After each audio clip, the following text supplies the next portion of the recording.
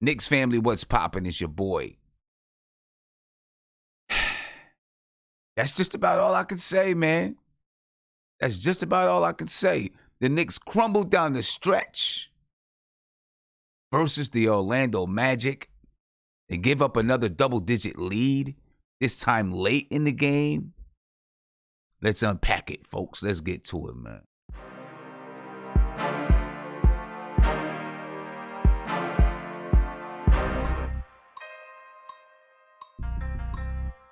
That's the thing.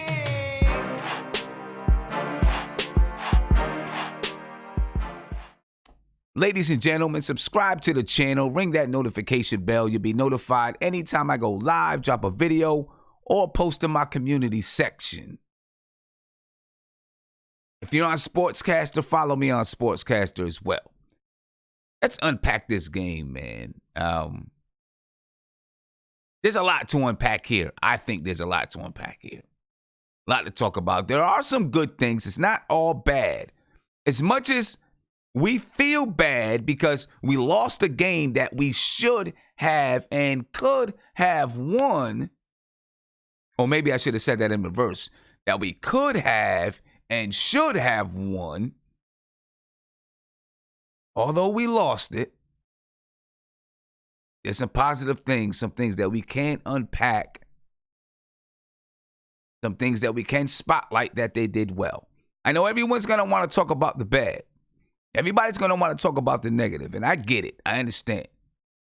You know what I'm saying? But there are a few good things that we can really look at in this game and say, okay, we can see some progress in some areas. But, of course, there's still a lot of areas where the Knicks need to make progress. Specific players that need to make progress. We might have seen some progress, but in the fourth quarter, we reverted to some things that we just don't want to see. We reverted backwards in the fourth quarter. I don't know, man. The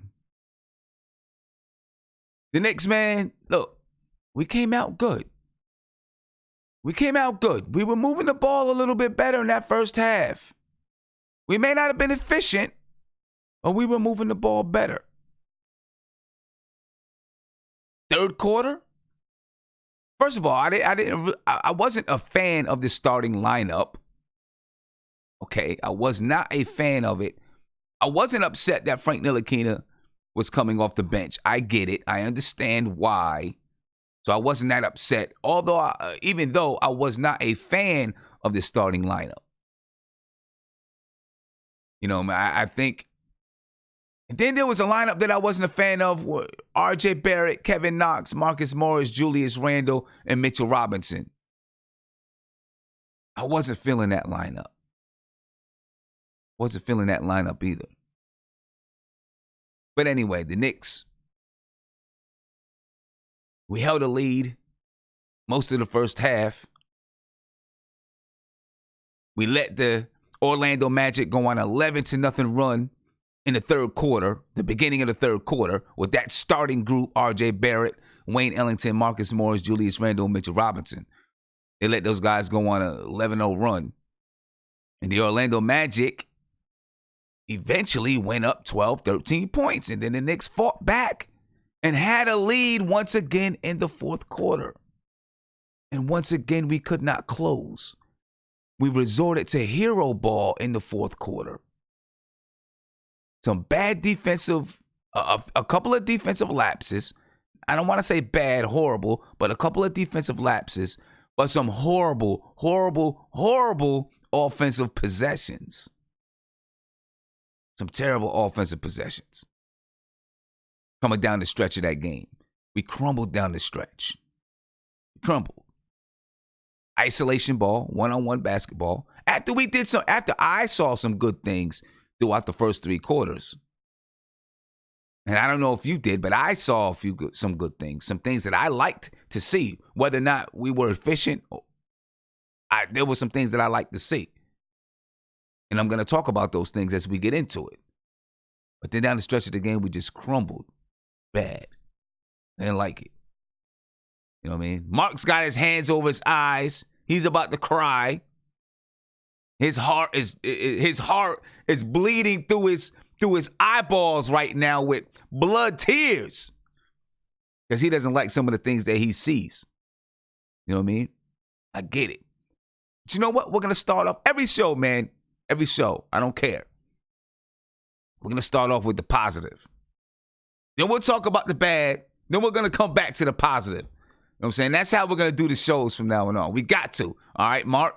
So, Mark, I'm going to come to you first because you got your face covered. You know what I'm saying? So I want you to I want you to come in talking about the positive first.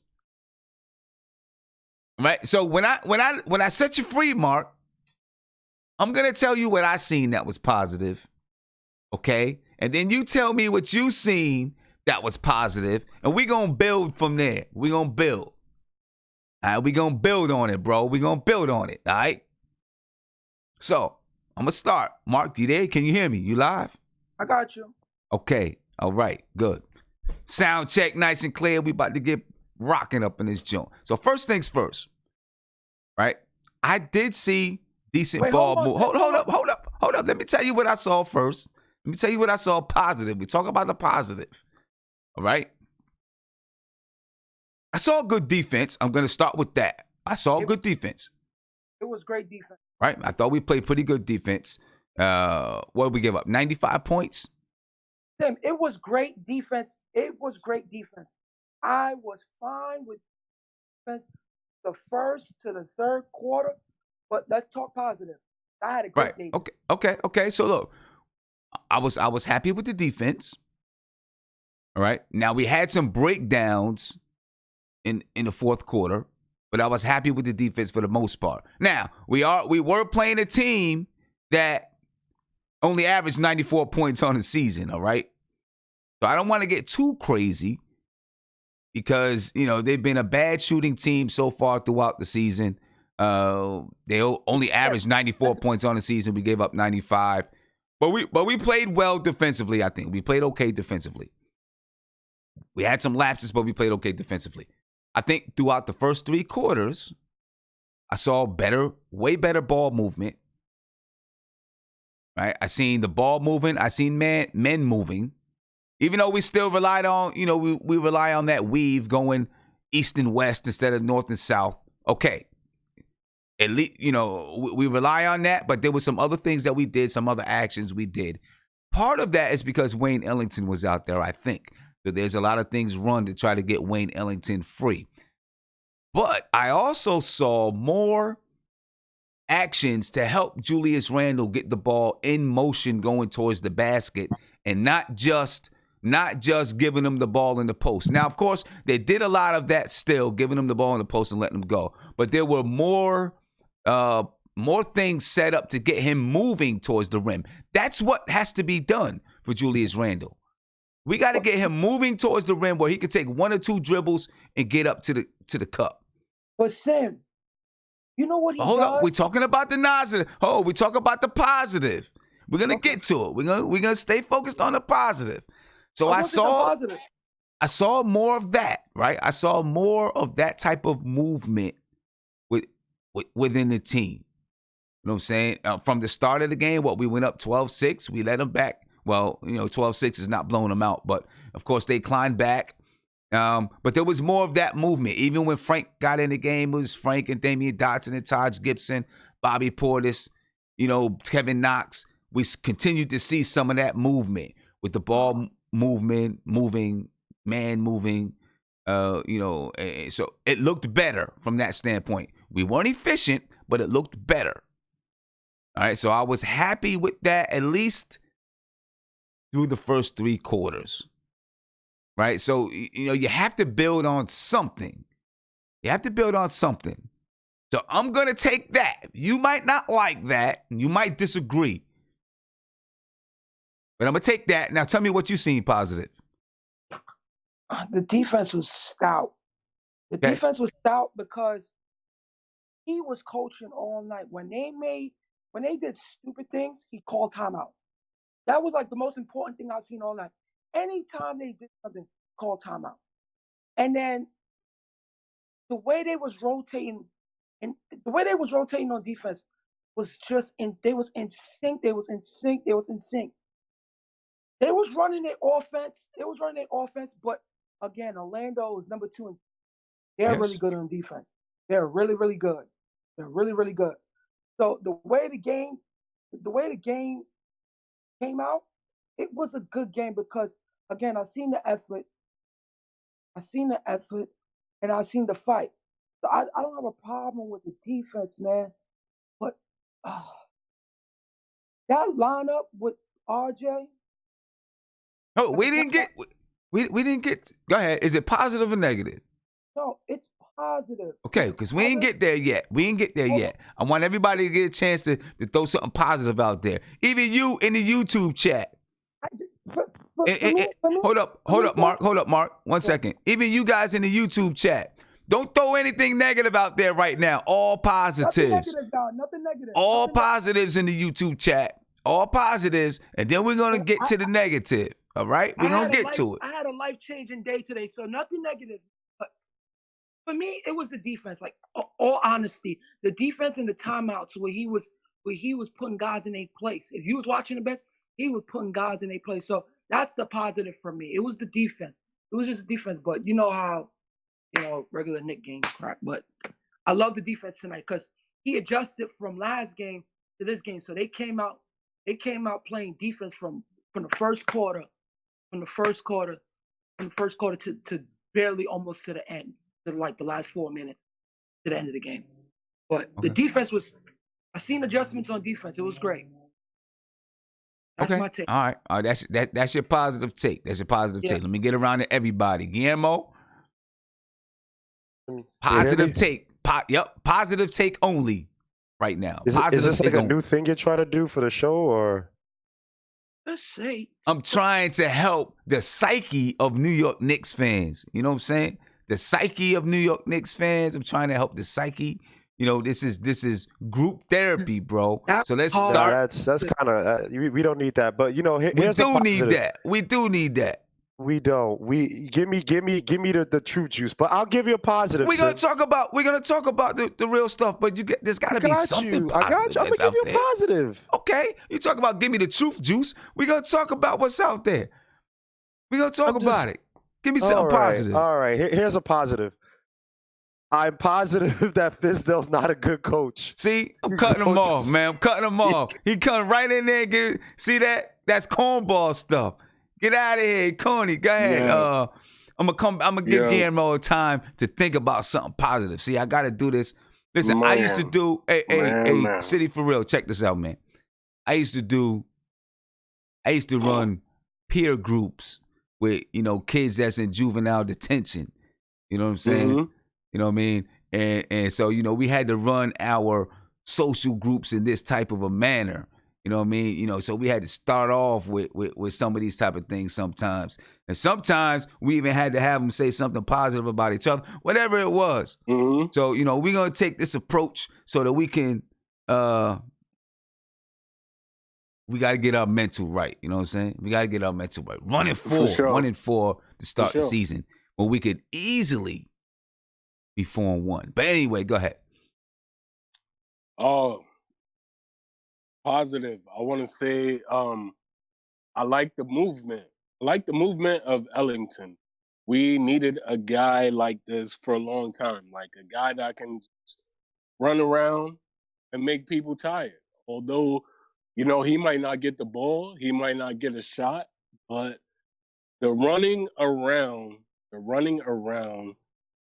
and having the other team's player chase you around, mm-hmm. That is my best positive of this game. Like, you know what I mean? Everything else blows, bro. Like, everything else blows because I am highly upset. So when we get into the why I'm mad, I'm going to tell you why I'm mad.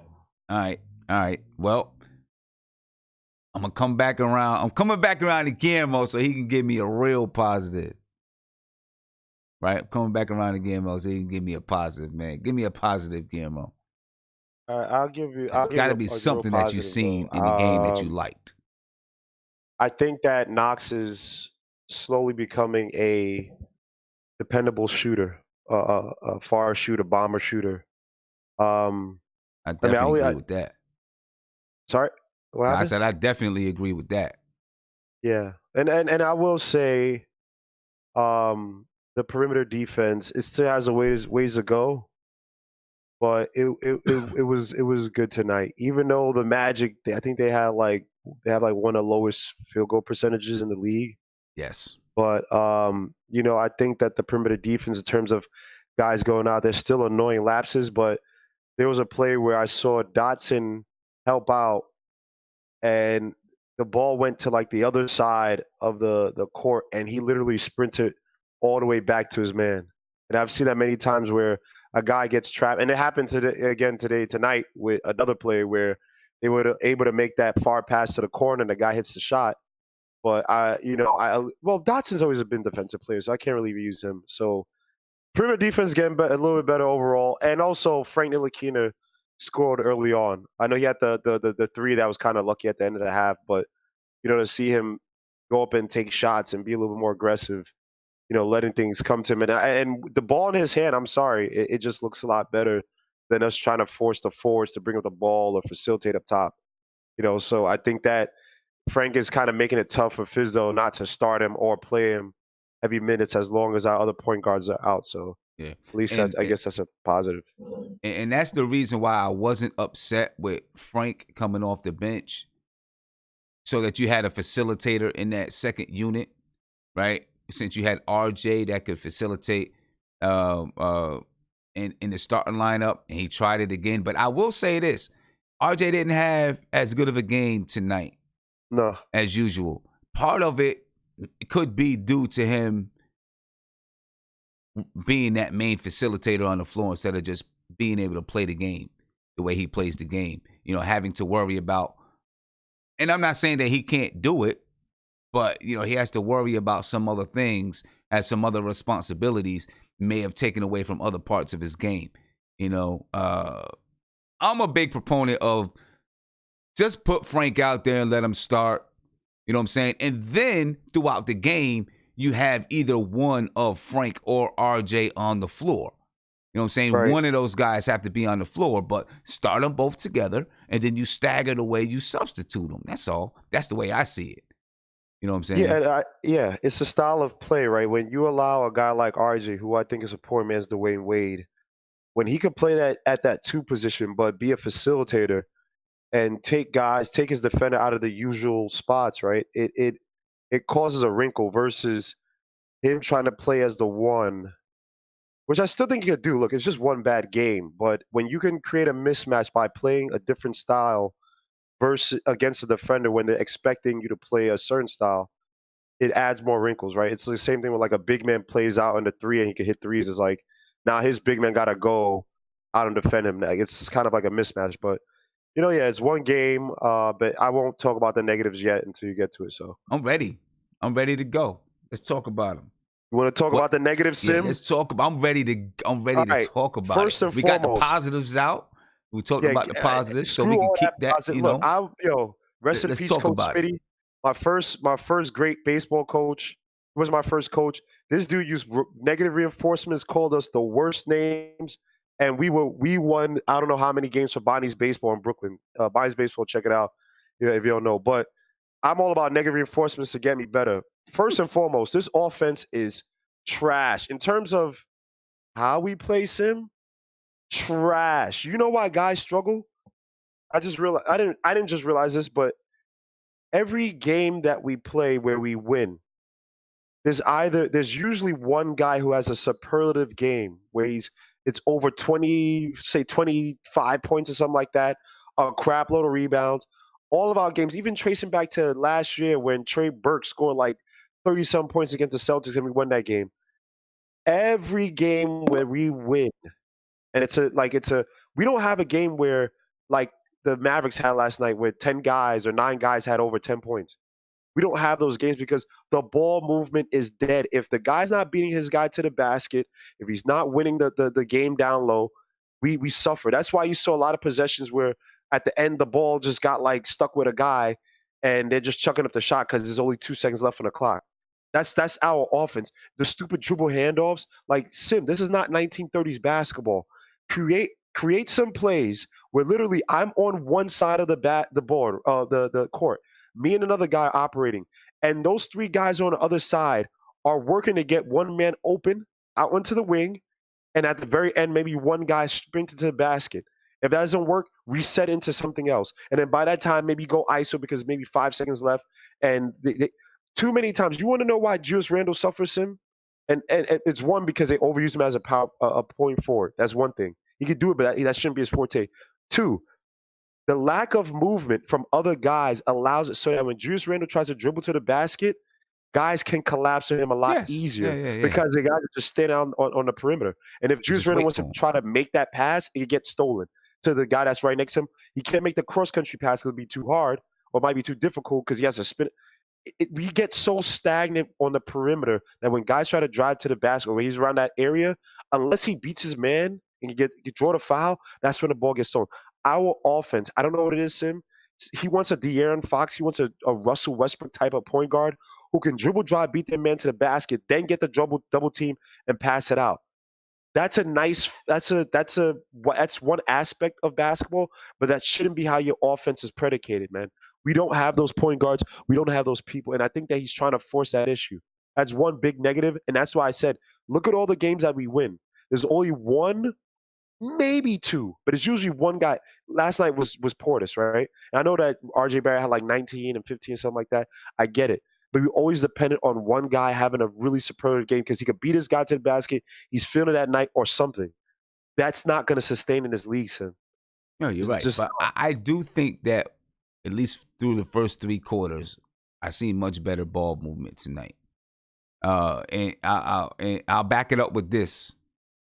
We had 19 assists, which is we could do better, but we also only shot 38% from the field, right? So 19 assists when you shot 38% from the field is not bad Sim, in the assist department. Don't tell the whole story, Sim, because you know why? Listen, tell me how many. But listen, I'm sorry, my bad. But listen, but that could mean that there's a lot of open shots that came from ball movement that were missed, and there were. That's very true. And you know that could have been put us up to 25, 26 assists, and could have changed the game.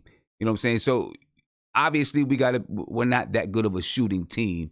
But of course, when we got to, I'm gonna say midway through the third quarter, we went on a run kind of through that third quarter, going into the fourth. Definitely that fourth quarter, we had horrible possessions, and part of it. And I know I got into a conversation with a caller in the last show who was talking about Morris and Randle on the floor together at the same time, and about Knox starting. And when I was looking at it tonight, I'm like, man, he was just right. You know, he was just right. You know what I mean?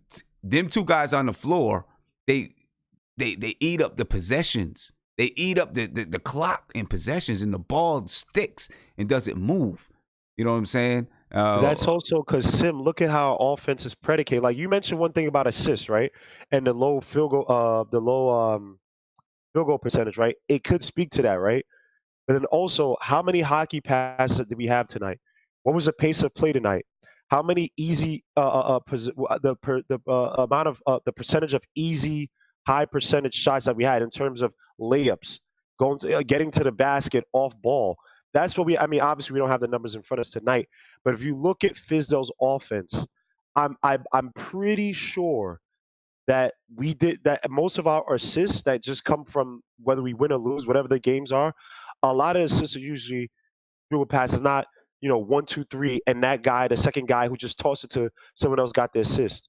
Right? It's usually dribble, drive, pass to the open guy. That's our game, and that should only be one aspect of the offense. That's not. It is. But it's not just. It's also the movement of the players. I don't know if they do it game by game, but I think they do it season by season or during the season. NBA.com has the amount of movement that a team has, like the amount of like off ball. And who has the last year was trash. We were tanking, but I'm pretty sure even tonight, it's not good. Sim, I'm watching it, and I'm watching Frank. Literally, all right. The times that he gets passes is maybe he gets into the pick and roll. He gets it, then the guy collapses, he passes it off. Or I've seen him where his guy, he gets into maybe a little trap or something. They try to double team, and he passes off to Randall or something like that. And that's not his. His game is not to be this guard who's going to beat you to the. It has to come from guys moving around, and Fizzo for some reason does not want to do that. You know why we're going to struggle?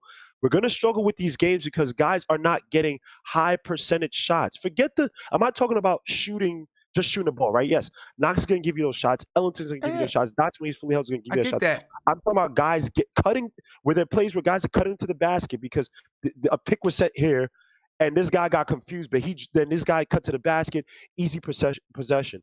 Now you keep the defenses honest. Now you can run the pick and roll. Now you can, when you get those ISO sets, it's a lot more easier because the defense has to be aware that you might throw a wrinkle by having 3 or more guys moving, and you have to account for that. We do not have that on this offense. I'm going to challenge you to go back and look at the first or second quarter. There was way more ball movement than we've had, ball movement and man movement than we've had over the first 4. What are we 1-4 over the first 4 games? I'm just challenging you, if you can, go back and look at that first or second quarter. Now, my problem with some of the ball movement is a lot of it was going east and west, not going north and south. You know what I'm saying? I too get tired of seeing these. I mean, it's very high schoolish to me. This weave at the top of the key and then a screen from your power forward. You know what I'm saying? That's very high. That's a high school play, and it never works. I haven't seen it. I don't know if I've seen it work yet. You know what I mean? I don't know, but there were some, but there were some other things, a few other things that I seen. I thought, at least in the first half, they did a better job trying to hit Randall on the move instead of just giving it to him in the post. And he got a few baskets on the move to the basket where he only had to take 1 dribble and go up, or maybe 2 dribbles and go up. One thing that Randall does that gets me, he over dribbles when he's going to the basket. Right? He'll take 1 extra dribble when he doesn't need to take that extra dribble and then try to kick it out. But that 1 extra dribble allows more guys to collapse. You know what I'm saying? Instead of just, okay, boom, boom. You know this goes to my point. Sorry to cut you off. You know what game you should watch? And it's not to correct the point. You know what game you should watch? Go watch was it the win against Chicago? I think it was a win against Chicago. Yes, go watch the win against Chicago in the 4th quarter. You'll see when Julius Randle. This is why I say Fizzo doesn't know how to use Julius Randle. When you see Julius Randle over dribble, it's usually he's near the top of the key, near the foul line, right? And there's not activity around him, right?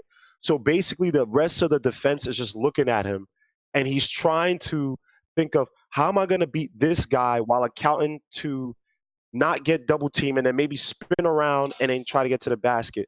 Versus, I think it was in the Chicago game where Frank was in, he's at the top of the key and Randall was at the foul line. You dump it off to Randall, and literally Randall had his man. You drive, and then if the other guy tries to collapse on him, he pass it out to the perimeter. Yeah. That should be Randall's game. Stop trying to force him to be this point forward when you do not have to. When you watch the Pelicans last year, when he was effective as a point forward was because they had a lot of ball movement. They had the guards, Jackson. They had even Drew Holiday cutting to the basket. There would be a pick where the guy in the wing or the guy in the corner and Drew Holiday would set a pick for each other, and Drew Holiday would sprint to the basket. They have it where Juice Randle's just taking it up, and Drew Holiday comes around the corner and then sprints to the basket, and Juice Randle makes that pass. We don't have that on this team, Sim. I don't see that. So when Juice Randle's up top, you're allowing the defense literally just marinate there, and you have this big loaf of a guy trying to be pretty with it because he's trying to beat his guy, and it's like Fizzo. He's a big man trying to dribble as if he's Rod Strickland to the basket. You have to create the offense that get guys moving so you keep the interior defense honest. So if Julius Randle wants to drive to the basket, it's 1-2, maybe spin, and I'm at the cuff and the defense can't zone in on me or they have to foul me. We do not have the movement. Go watch it. Every time he's doing that, it's as if the defense is just waiting there like, all right. I get that. I get that. I was talking about that in actually the game preview. You know what I mean? That guys got to be moving on the opposite side of the floor where Randall is. You know what I mean? Because if you're not moving, then they're just sitting there watching and waiting for him to make a move. clearly, that happens, and but I think there was more ball movement than we're giving the team credit for tonight. I really do think it is. It really came down. It really came down to that fourth quarter. We came back and took the lead, and then in the fourth quarter we just crumbled, and it's like we had guys trying to play hero ball. But I think throughout the game there was a little bit more ball movement. I mean, Randall had 7 assists, and for I don't know how many turnovers he ended up with, because he did a much better job passing out and recognizing how to pass the ball out. We only had, what did we have, 11 turnovers tonight. Julius Randle ended up with 3 turnovers. Still a lot, but it's not 8 like he had the last game, right? But for most of the game, he was at like 1 assist, and then I think he picked up another one in the third and maybe one in the fourth. He did a much better job getting the ball out and recognizing it a little bit more. But of course, he's trying to live up to that contract in the fourth quarter. And again, he goes to the basket, dribbles it off. Julius Randle had 16 points. He had 3 turnovers, 7 assists, 10 rebounds.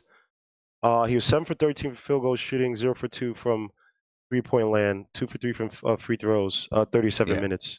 Yeah. So, I mean, look, I agree with you, but again, when I watch these guys, Sim, I want to look at these guys and critique them and say, oh, Julius Randle's doing this, but I can only operate in the system that you put me in.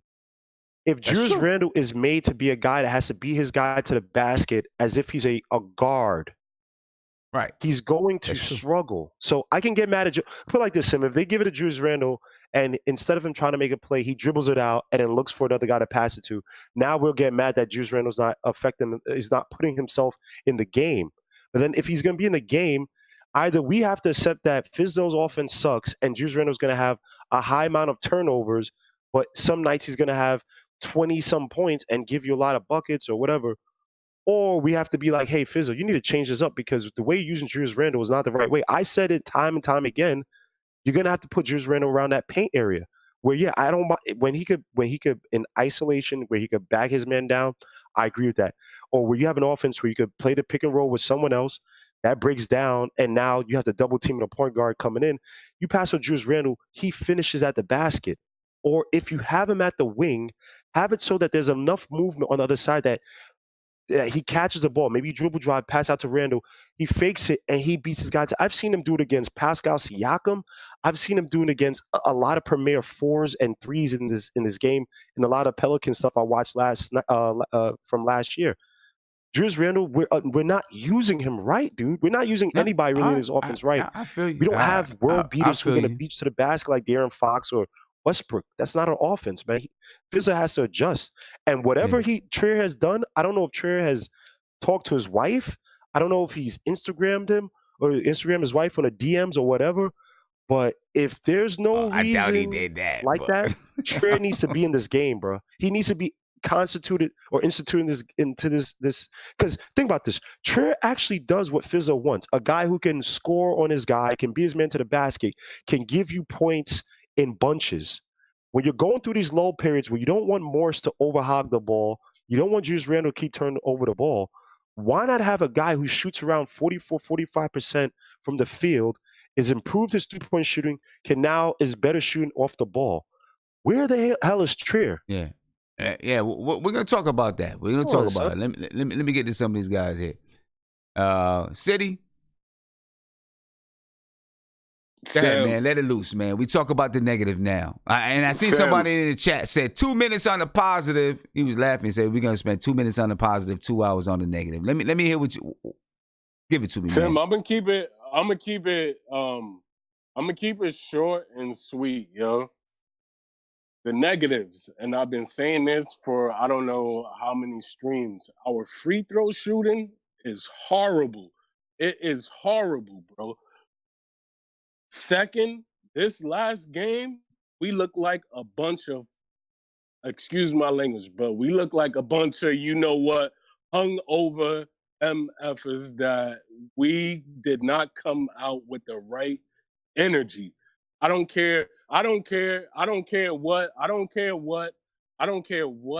people want to say about it was a defensive game, whatever. We did not come out with the right energy, bro. And I'm telling you that just watching the game. And then my third thing is, brother, when the guys are out there on the court and they are like, and they're trying to run plays and stuff like that, we're not executing. Like, you know what I'm saying? Like, we are not executing. But my biggest point is this too. Let's stop talking about this whole point guard battle thing, because it's just a whole bunch of hogwash.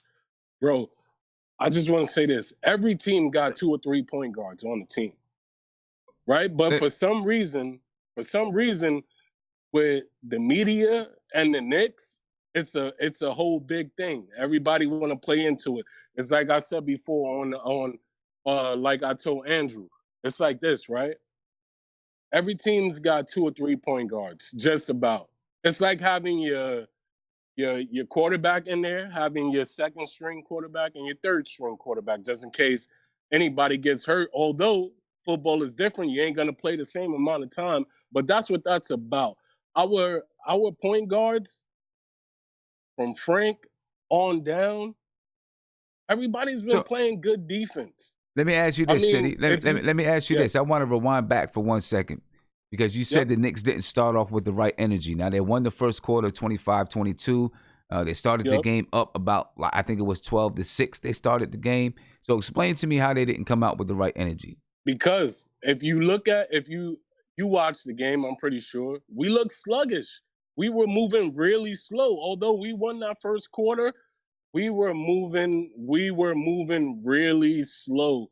We hit a couple of shots and we did some things that turned out in our favor, but we were not moving quickly.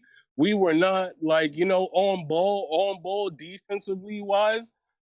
But at the end of the day, we did win the first quarter, and then everything tapered off after that. Like, you know what I'm saying? Like, I just felt like, just personally, and I could be wrong, I'm just saying personally, I felt like we did not come out with the right intensity that we needed to come out with. I felt like we played a hangover game from celebrating too much from winning. You know what I mean? And Okay. I'm a real fan. I'm going to tell you how I see it. All right. That's what I want you to do. I want you to tell me how you see it. I want you to tell me how you see it. Let me get around here. To Mark. Mark, go ahead, man. Honestly, that hurt my head, and I had a great day today. I don't want to go on a tangent. All I want to say is, don't come on here if y'all didn't watch the game. Because for you to even say that first quarter, that second half, they wasn't playing defense, it's all hogwash coming out. Uh-oh. Sound like now go ahead, City. Y'all can go ahead. I'm gonna let y'all have a conversation. I'm gonna let you guys have a conversation. City, you live. Mark, you live. Go ahead. Y'all can talk about it. Go ahead. How was that hogwash the first half? There wasn't. Did you see the score? Yeah, I saw the score, but as much as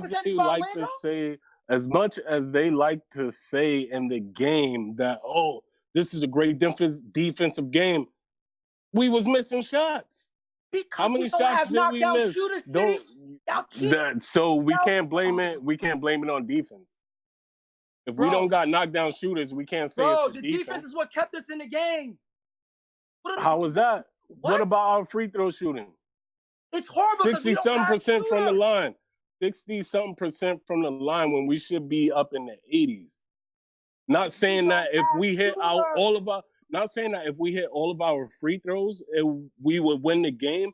But if we shoot 80 to 85%, it would put us in a better position to where we're not down by double digits all the time. That's all I'm saying. Okay. And that's real talk. Hold on.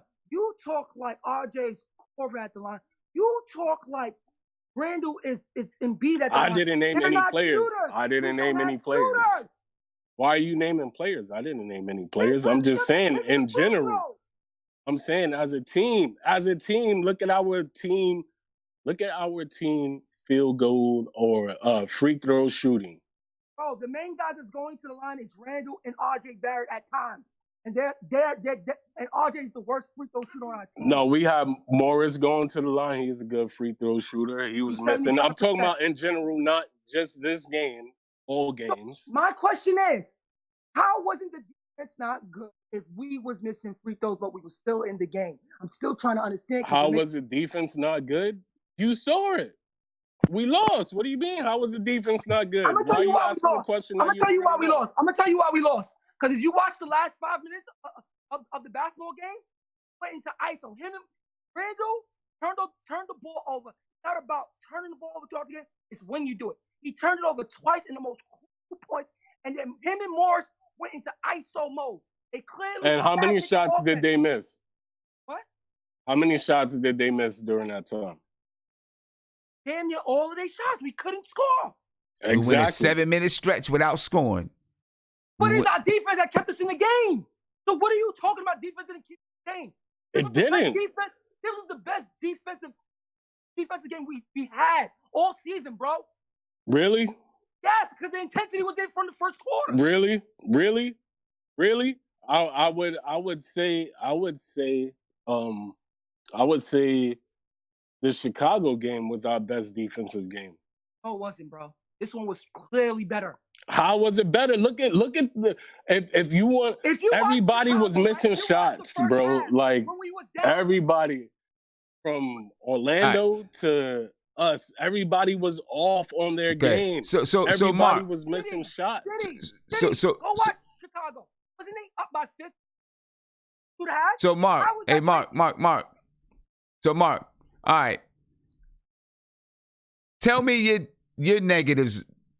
I do agree. I think the defense. I think they had decent energy playing throughout the game, right? And the defense was good. But tell me your negatives. What did you not? Go ahead. I went back and looked at the play-to-play section. It's when Randall and Morris stagnate the offense. We've clearly seen it. And Randall turned over the ball twice in the pivotal moments because we was down by 4. He turned it over. And you seen Fist just shake his head. Shake this head. It was the last 4 minutes of the game. They just went into ISO mode. And I was like, take Morris off the floor because number one, Sim, we are so slow. We can't get transition buckets. You know what's so funny? Greatest take of this game is that I'm watching Knox hitting clutch shots to bring us back in games. You know why? Because the ball was moving, he was cutting over screens, and he was getting the ball in motion. We have a lot of motion players. You have 2 of those guys every night stopping the ball when things are looking good, slightly offensively. He's coming back in the game. We lost the game because of that. We clearly lost the game because of that. And let me tell you something, Sim. We're lazy on getting rebounds. That's what killed us too. We lost the rebound battle tonight. Let me see. We lost the rebounding battle, 52-44. We lost the battle tonight. Last game we had 63. Tonight we have 44. We lost that battle tonight. I ain't gonna front that kid, that Isaac kid. Jonathan Isaac is nice. I like him, man. On Randall. Listen. I like him. Boy. And the thing is, we continue. He wasn't killing us to the very, very end. Yep. Yeah, man. Hey, let me get to a phone call, and then I'm going to start looking at some of the numbers behind the game, all right, ladies and gentlemen. Caller, you're on live with Nothing But Knicks. What's popping? Hey, Sim, what's going on, man? It's Justin. I'm good, brother. How you feeling? I'm good, man. How are you? I see you was on your Dr. Phil for Knicks fans, so I think you want to yeah, man. Do what? Positives first? Well, we did positives, but you could tell me, a couple positives and then go into the negatives. Yeah, man, I'm trying to keep, trying to help keep Knicks fans sane. You know what I mean? It's too early in the season to go insane or to go crazy just yet. Trying to keep us sane, man. So, yeah. I agree with you on that. Well, my positives will be very quick. I'll give you two positives. Right. One, the Nets lost, so that's a huge Knicks positive to me. All right. And the second is, I don't know if y'all caught that. It was one of them quarters where I think Bobby Portis was, feeling himself like last game. Oh. And I think the microphone picked up Fizdale. He said, "No hero ball, no hero ball." Yeah. And I thought that was a positive, just hearing that. So Fizz kind of knows, we need to stop that, get some X and O's going. But, on a serious note, the defense, I was happy actually about the defense. I was good to see Dotson come out there, but sad we still came out with the loss. It should have been something we should have pulled out, though. Yeah, we should have been able to pull it out. I did see that play. I think it was in the third quarter. Bobby Portis had just hit a shot, and then he came back down, and he kind of ISO'd a little bit and pulled a fadeaway jumper on the baseline. And I was like, yo, what is he doing? You know what I'm saying? And even Clyde Frazier was like, stay in your lane. You know what I mean? Stay in your lane. Do what you do. Kind of like we were talking about Wayne Ellington a couple streams back. Do what you do. Don't try to go outside of what you do. You know what I mean? Just play your role. And do what you have to do. Well, let me ask you this, because just a real quick thing, because I think my biggest concern right now is that when the Knicks made these deals, right? They made these deals. These was 1-year deals, and then you had the optional second. Is that going to set back the people we really should be focusing on? I like Randall. I do like Portis. I do like Morris, even though they get on my nerves sometimes with some of the things they do. But do you think that's going to hinder what Knox can be with those minutes? What, Frank, of course, with RJ. RJ's getting the minutes, but because it kind of seems like now with them having 1-year deals, they're playing for like their next contract instead of them really being good team players, because Marcus Morris, he just itches my head a lot. It's just too much ISO ball. I don't like him, and I don't like Randall on the floor together because they feel like they're the new Melo and Stoudemire, and that's not the case. But how you feel about that when it comes to like stunning and taking the minutes of those young guys? It's still a search for Trier and all of these things. I really don't understand what's going on. I think that, like Kevin Knox, he's playing well this season. He was 30% from the field tonight, but he's playing well. So I think having his bench role is helping him, in my opinion. Frank hopefully is going to get his minutes. He had 29 minutes tonight. We'll see what happens when DSJ and Elfrid Payton get back. You're looking at guys like Damian Dotson and Alonzo Trier who are not really playing that much. Those are the guys you're probably worried about, and concerned about, in their development. And then Iggy hasn't seen the floor. Maybe he's seen one game. He's seen a couple minutes in one game or something like that when the game was out of hand. I'm not that worried about it because I think that they're still going to get a lot of playing time, and we're hoping that they can learn a little bit from these guys.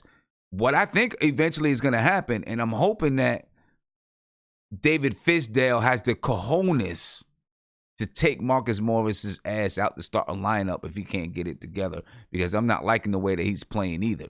You know what I'm saying? And insert Kevin Knox. I don't know who the caller was before. I forgot who it was. But he mentioned it then, and my response to him was, I'm not liking what I'm seeing from Morris either. But then we got to, will the extra responsibility of being a starter, how would that affect Knox? But I'm at the point already where I'm like, do it, because I'm not liking what I'm seeing from Marcus Morris. Let him play in the second unit. I don't know.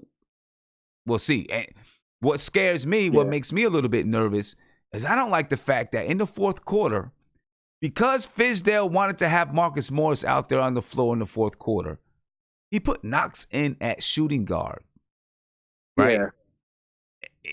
To try to make that lineup work out. It was RJ, Kevin Knox, Marcus Morris, Julius Randle, and Mitchell Robinson. And I was like, what is he doing? Why? Right. He did it for maybe a minute and 30 seconds or something like that. And then he inserted Frank Ntilikina for Marcus Morris. I believe it was finally. Well, and then at some point he brought Marcus Morris back. I want to piggyback exactly what you said, because I kind of agree with you with the Marcus Morris situation.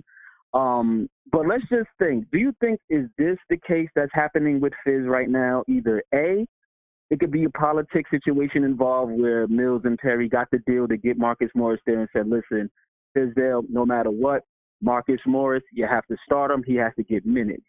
Or B, is it that Fizdale will not bench him because he fears Marcus Morris might just punch him in the mouth?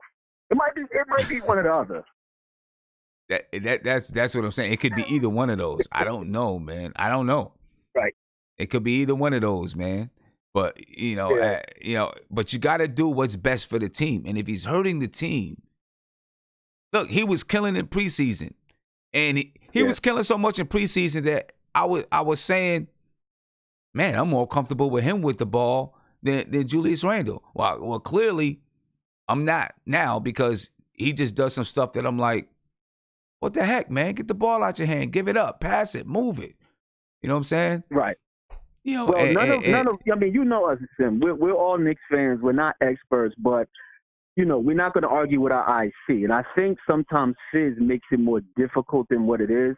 I mean, we obviously know Julius Randle should not be a point forward. That's not what his game is. Alonzo Trier. I mean, we possibly can have the future version of Lou Williams in the East Coast. I mean, he's right there. He could easily be a six-man. To me, I think he has the potential to be a six-man of the year candidate easily.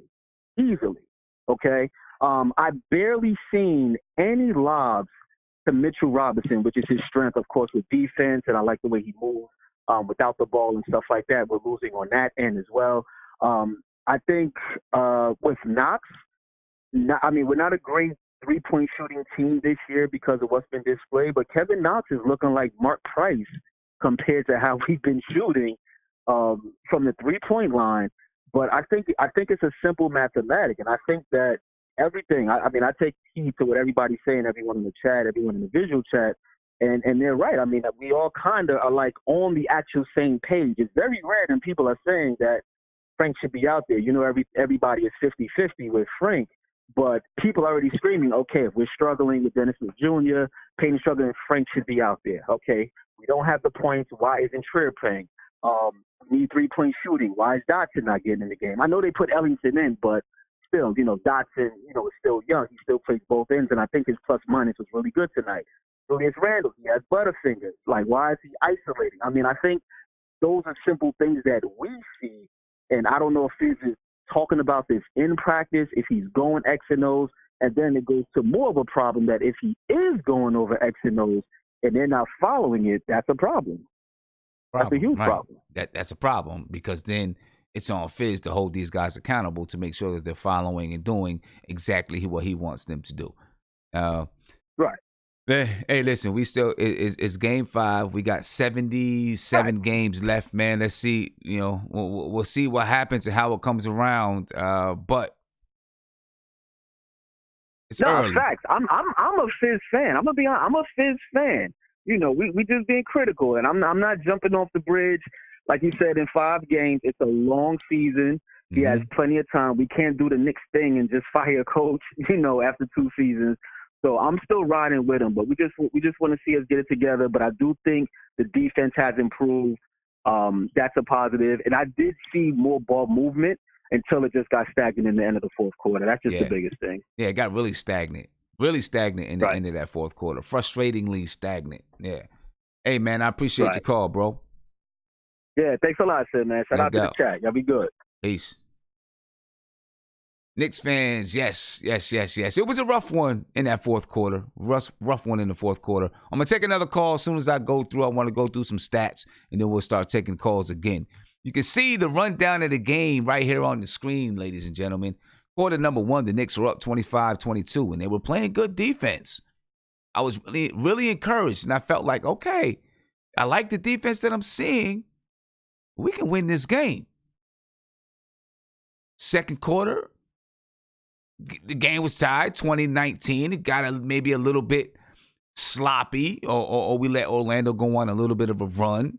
but in that second quarter, the beginning of the second quarter, we were able to reestablish ourselves and get it back. We went into halftime leading by 2. I think it was 44 to 42. We come out in the third quarter and we immediately give up an 11-0 run. Right? And throughout the season so far, the Knicks have been a victim of these runs. Well, we let a team go on a long run. And then we got to battle back. Right? Obviously, it is something to be encouraged about, that we can battle back when we get down. Every single game this season so far, we've held a lead in the fourth quarter. Except for Boston. I don't think we held a lead in the fourth quarter against Boston. No, we didn't, because we started getting blown out midway through the third. So except for Boston, the other 4 games, we held a lead in the fourth quarter and couldn't close it. Couldn't seal the deal. We can take that. We'll see if it starts to turn. The more the losses mount up, the attitude and the behavior of the team will change the more the losses mount up. You know what I'm saying? But so far, we've held a lead in 4 of the 5 games in the fourth quarter, but couldn't close it out. We've been down double digits in every single game and had to fight back to take a lead. So we know we got that fight. But we give up these runs. I don't know if it's a lack of focus, if it's the lack of adjustments at certain points of the game. Sometimes these runs come in the beginning of the game, though. Right from the jump street, we let a team go on a run and take a double-digit lead. Right? It happened against San Antonio. And it happened against, was it Chicago maybe we had to come back? I don't know, whoever. But we, been giving up these double-digit leads. So in the third quarter, we let the Orlando Magic go on an 11-0 run. We lost the third quarter 30-23. And then in the fourth quarter, after we brought the game back, by the end of the third quarter, we were able to bring the game back. I think we were down 5 or whatever it was going into the fourth quarter. Then in the fourth quarter, we actually took a lead again. We brought it back and took the lead. Couldn't close down the stretch, ladies and gentlemen. Couldn't close down the stretch. We started playing hero ball down the stretch, isolation ball, one-on-one basketball down the stretch between Julius Randle and Marcus Morris, and clearly it did not work out in our favor. Let's take a look at some of the numbers. The Knicks' biggest lead was 6. The Orlando Magic's biggest lead was 13. The longest run of the game was 13. The game was tied 9 times, 13 lead changes. Right? The Knicks did not do what they needed to do on the board. That was one of my keys to the game. Keys to winning this game was to continue rebounding. If you're going to be a bad shooting team, you got to be able to rebound well. And if you're playing another team that is a bad shooting team, you got to be able to clean up the defensive glass, not give up offensive rebounds. See, the last game, we had like 23 offensive rebounds. We had 63 rebounds altogether. 23 of them were offensive rebounds. So if we were missing shots, we were getting the ball back to give ourselves a second or third chance. We didn't do that tonight. The Knicks had 44 rebounds, 10 offensive rebounds, 34 defensive rebounds. We had 19 assists. And I'm going to be honest with you. Those 19 assists is not terrible when you shoot 38% from the field. Right? We need to shoot better than 38% from the field.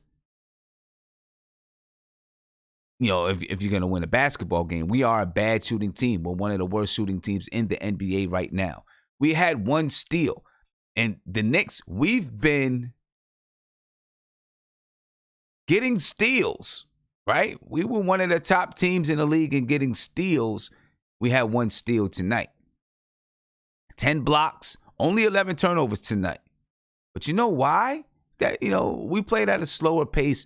The Magic also played at a slower pace, but this is how the Magic play. They play at a slower pace as well. That's why they only average 94 points per game. The worst scoring team in the league. One of the worst shooting teams in the league. The Knicks shot 37.8% from the field, 22.6% from three, and 70% from the free throw line. We went to the line 20 times.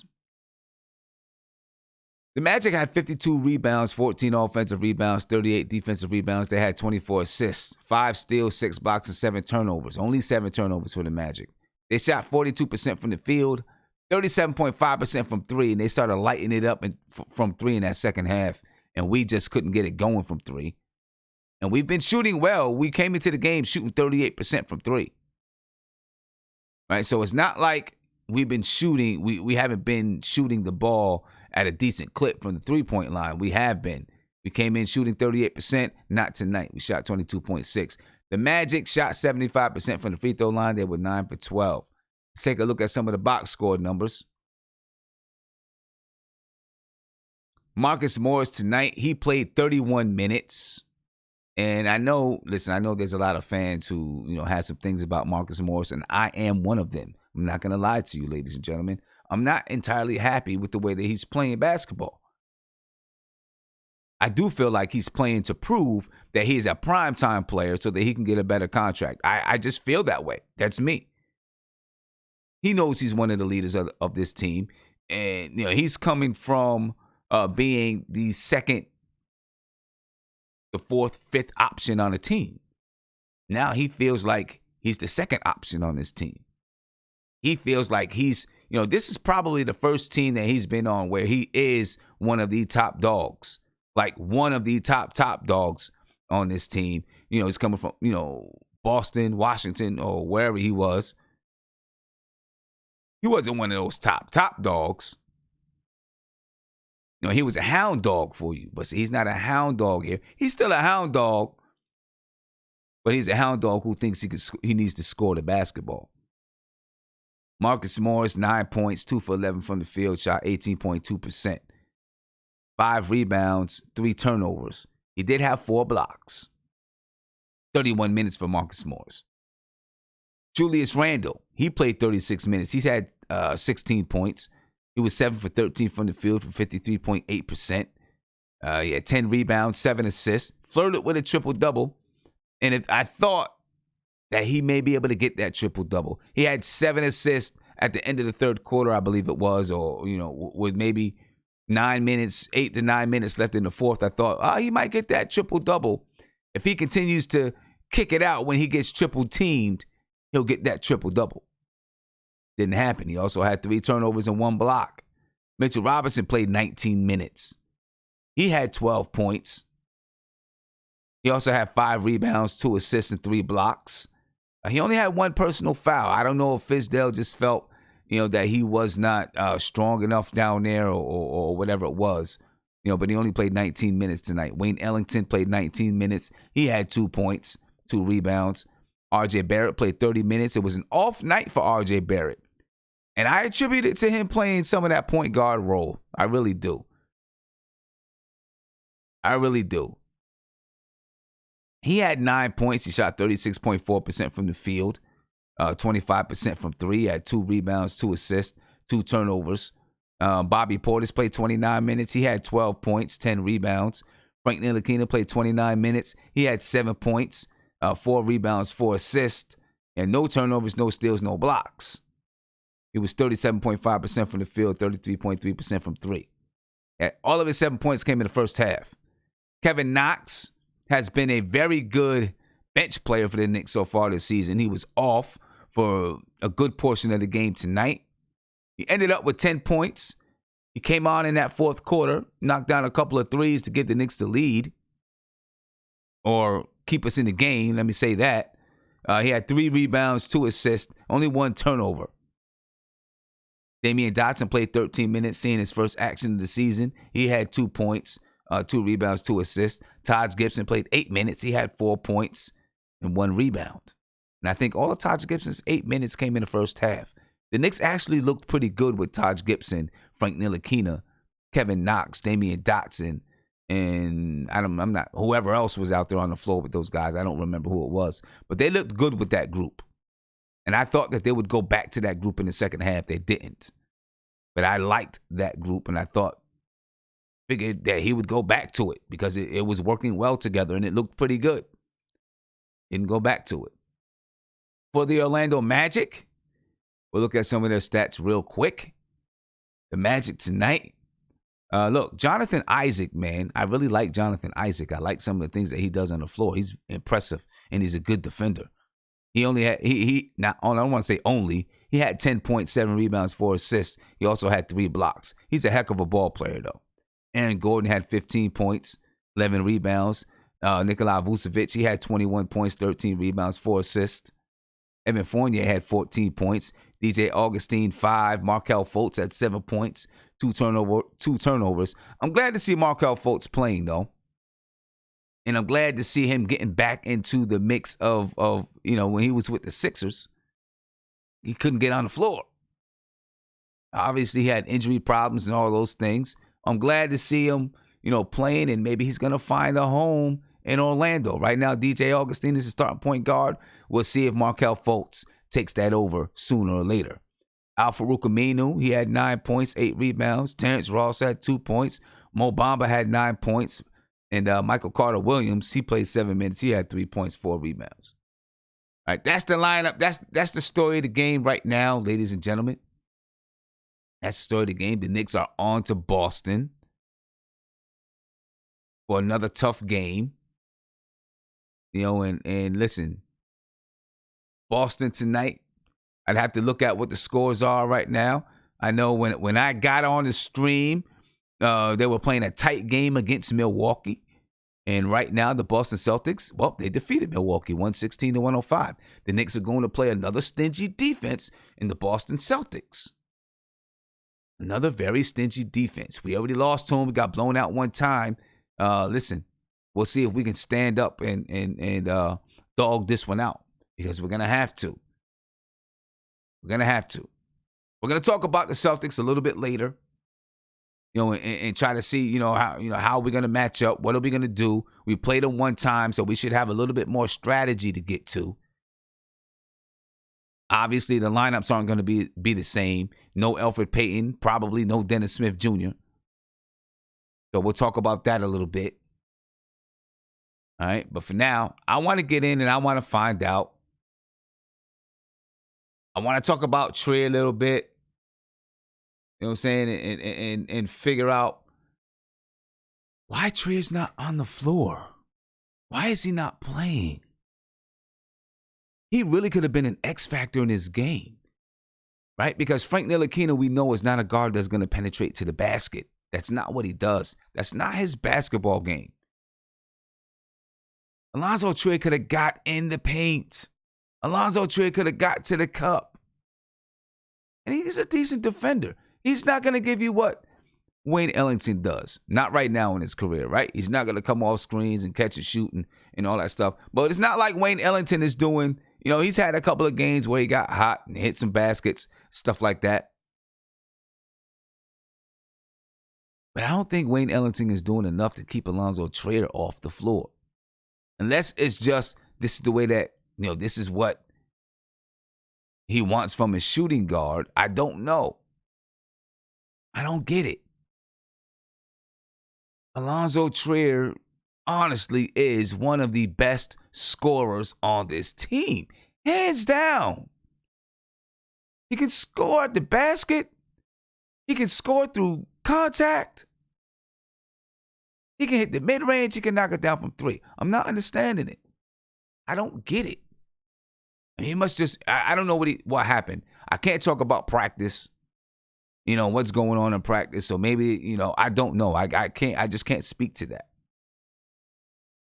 But it's frustrating for me to see, we scored 82 points tonight. 82 points, 83 points.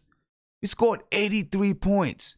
That is unacceptable in today's NBA. I don't care.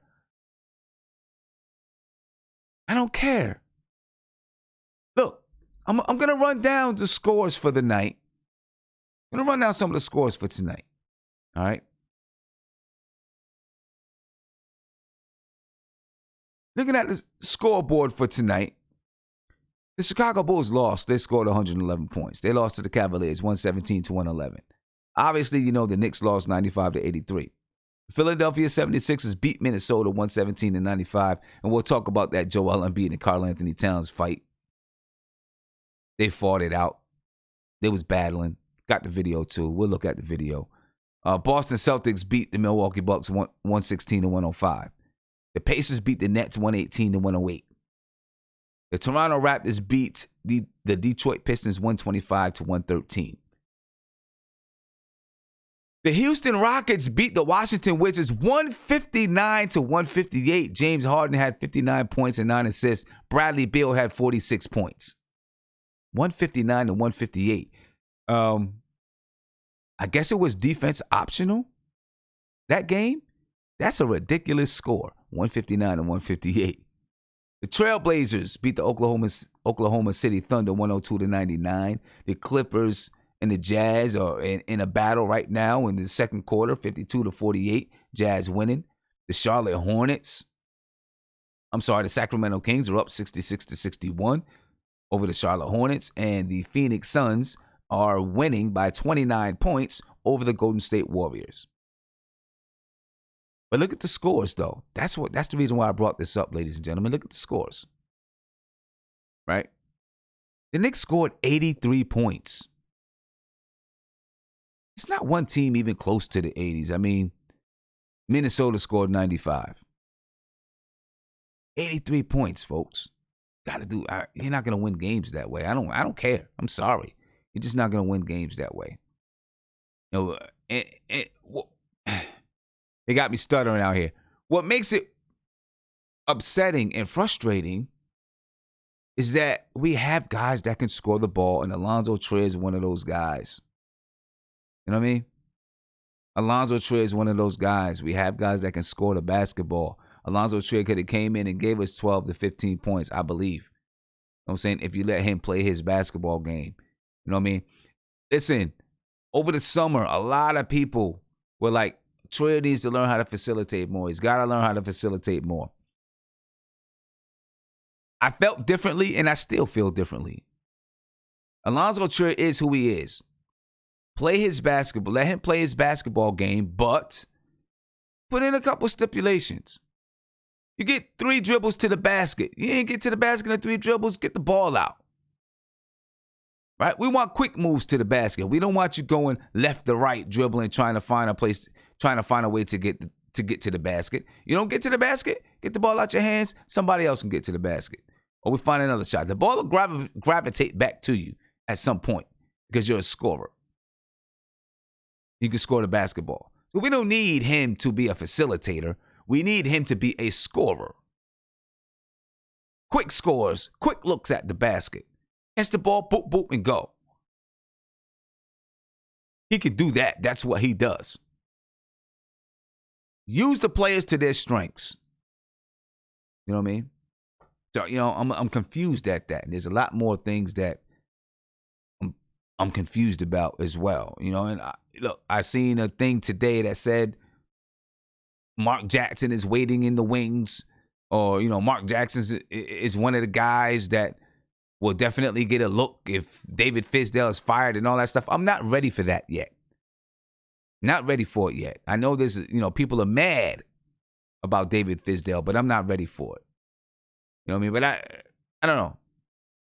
We've been, so far this season, we've been talking a lot about Alonzo Trier and why he's not on the floor, why he's not playing. You know what I'm saying? Hopefully we'll get some answers. I'm going to come to my man Evergreen. You know what I'm saying? Maybe he's got some answers for us. All right? Evergreen, I'm coming to you, bro. You here with me, bro? I'm not sure. Can you hear me? I'm not sure he can hear me. We'll see. We'll get him together. Guillermo, I know you had some things about Alonzo Trier. Talk to me, man. What's going on, man? It doesn't make any sense. Like, we talked about this in the summer. That I thought that Trier as well. He's a guy who's gonna come off the bench and give you buckets. You know what I mean? Like, We talked about him improving Yeah, hear me? himself, coming off the shot, shooting off ball quickly, and he seemed to improve that, right? We talked about being able to get the ball quick out of his hands. She saw some strides, but he is what he is, and I just don't know. And the scary thing, Sim, is that look, when guys were chanting for Frank to come into the game on the game that we went to, it wasn't because everyone loves Frank. It was like, hey, we need defense. We need this guy in the game, right? And when I Mhm. look at Trier, unless Trier did something, like it's gonna take another Knicks game for us to come out and say put in Trier. And I just hope that Fizdale has an explanation, because if he doesn't have an explanation as to why he's not playing Trier, and it's because he's trying to figure stuff, that means that he's befuddled. He's so Yeah. befuddled that he doesn't even know the safest option to go to. Look, no one's clamoring for Trier to start, but when you're talking about being stuck and having droughts, where you're having guys like Morris and guys like Randall trying to go ISO and play hero ball, that's not their game. Morris came from the Celtics. Like, don't get me wrong, he's improved his shooting and all that stuff, but he's not a go-to scorer. Same thing with Randall. Put in the kid who literally can be your Lou Williams, who literally can be your microwave. What's the guy's name? Microwave Williams, whatever the guy was on the Celtics. Vinny. Oh, I thought Vinny Johnson. Microwave. Vinny Is it Vinny Johnson Johnson? with the Pistons. With the Pistons back in the day. I'm sorry, The I said the microwave. Celtics. Vinny, my bad. Microwave is Microwave Johnson, right? Yeah, Vinny the Microwave Johnson. Yep. Who the hell's Vinny Williams? Anyway, my bad. I don't know. Yeah, I don't know either. My bad. But yeah, I just get mad the fact. I get mad the fact that we have these assets on our team, and it's like, what is it? And the thing that scares me the most, and it has to be a disciplinary issue, is that Trier marks all the boxes that Fizzo wants. Yes. Is he a guy that can beat his guy to the basket? Yes. Is he a guy who can score at a high clip, 44, 45% from field goal shooting? Yes. Has he improved his three-point shooting, at least from the little sample that we got this year? Yes. Can he hit his free throws? Yes. So what the hell is it? I don't know. You're calling a call I called him before. We spoke about this before. I don't know if it's politics. I'm trying to find the political angle with not here, but obviously DSJ's out, so you can't really, you know what I mean? So I don't know what it is. Maybe if you're trying to build up the trade value of Morris, I mean, let's be honest, Morris is not gonna go to another team because he's scoring 25 points a game. He's gonna go and get traded because everybody knows he plays defense. He can hit the three. So why don't you have Morris dumb down the usage of Morris in terms of trying to make him this superstar, and bring in Trier, the guy who's probably gonna be here after Morris leaves, and that's gonna be a building block for the future. It doesn't make I don't understand what he's doing, so I'm scared that he might be befuddled and doesn't know what the hell he's doing with Trier. Listen, I'm still supporting Fizz. I'm not gonna lie to you though. My support is I'm just gonna be straight up with it. I still support him, but my support is waning, ladies and gentlemen. It really is. And he was the guy that I wanted the Knicks to go get. But my support is waning. And I know there's gonna be people in the chat that say, it's early in the season and this and that.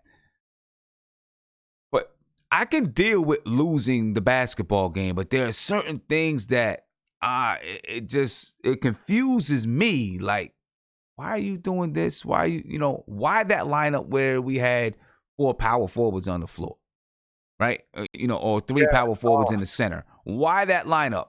I for the life of me, I do not know why. Kevin Knox, I don't care. I know that he can shoot the basketball, but he can't defend shooting guards on the other side of the floor. Last year, he was one of the worst defenders in the league. Now you're going to ask him to try to defend a shooting guard? Come on. That's crazy, right? I don't get that. I don't understand, like with Trier, we're talking about now. You have one of the best scorers on your team, one of the best scorers on the team. He is one of the best scorers on the team. He's got him sitting on the bench, not touching the floor. I don't get that. Clearly last season, listen, Alonzo Trier was a two-way player last year, right? He made it impossible for them to keep him a two-way player. He made it impossible. So they had to give him a contract. Now he doesn't see the bench. He doesn't see the floor, though. And Sim, can I make Crazy. can I make one more point real quick? What I saw, like, if you remember that team uh, uh, with D'Antoni, right? This is how you know that Fizdale. I'm scared that Fizdale has no idea what he's doing on offense. Now you can call D'An. Some people like D'Antoni, some people hate him. It is what it is, right?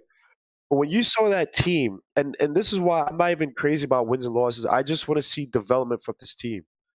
When you saw that Knicks team, you saw them struggle early on, but you saw every guy develop and everybody had a spot. That's why Landry Fields, again, I'll say this, he was number 2 in Rookie of the Year voting that year because they found vibe for him. He went up to Toronto, his career faded. You had Raymond Felton, who averaged about like 17 and 7, something like that, who's going to be a all-star if it wasn't for Rondo. Amari Stoudemire somehow refound his MVP numbers for that year. Wilson Chandler was hitting close to 40% for three, I think averaging 15, 16 points. Gallinari, and I remember this is how you know that Knicks team was developing. When Gallinari came to Knicks, yes, he had the back issue, but the biggest issue was that he did not go to the basket. He wasn't aggressive.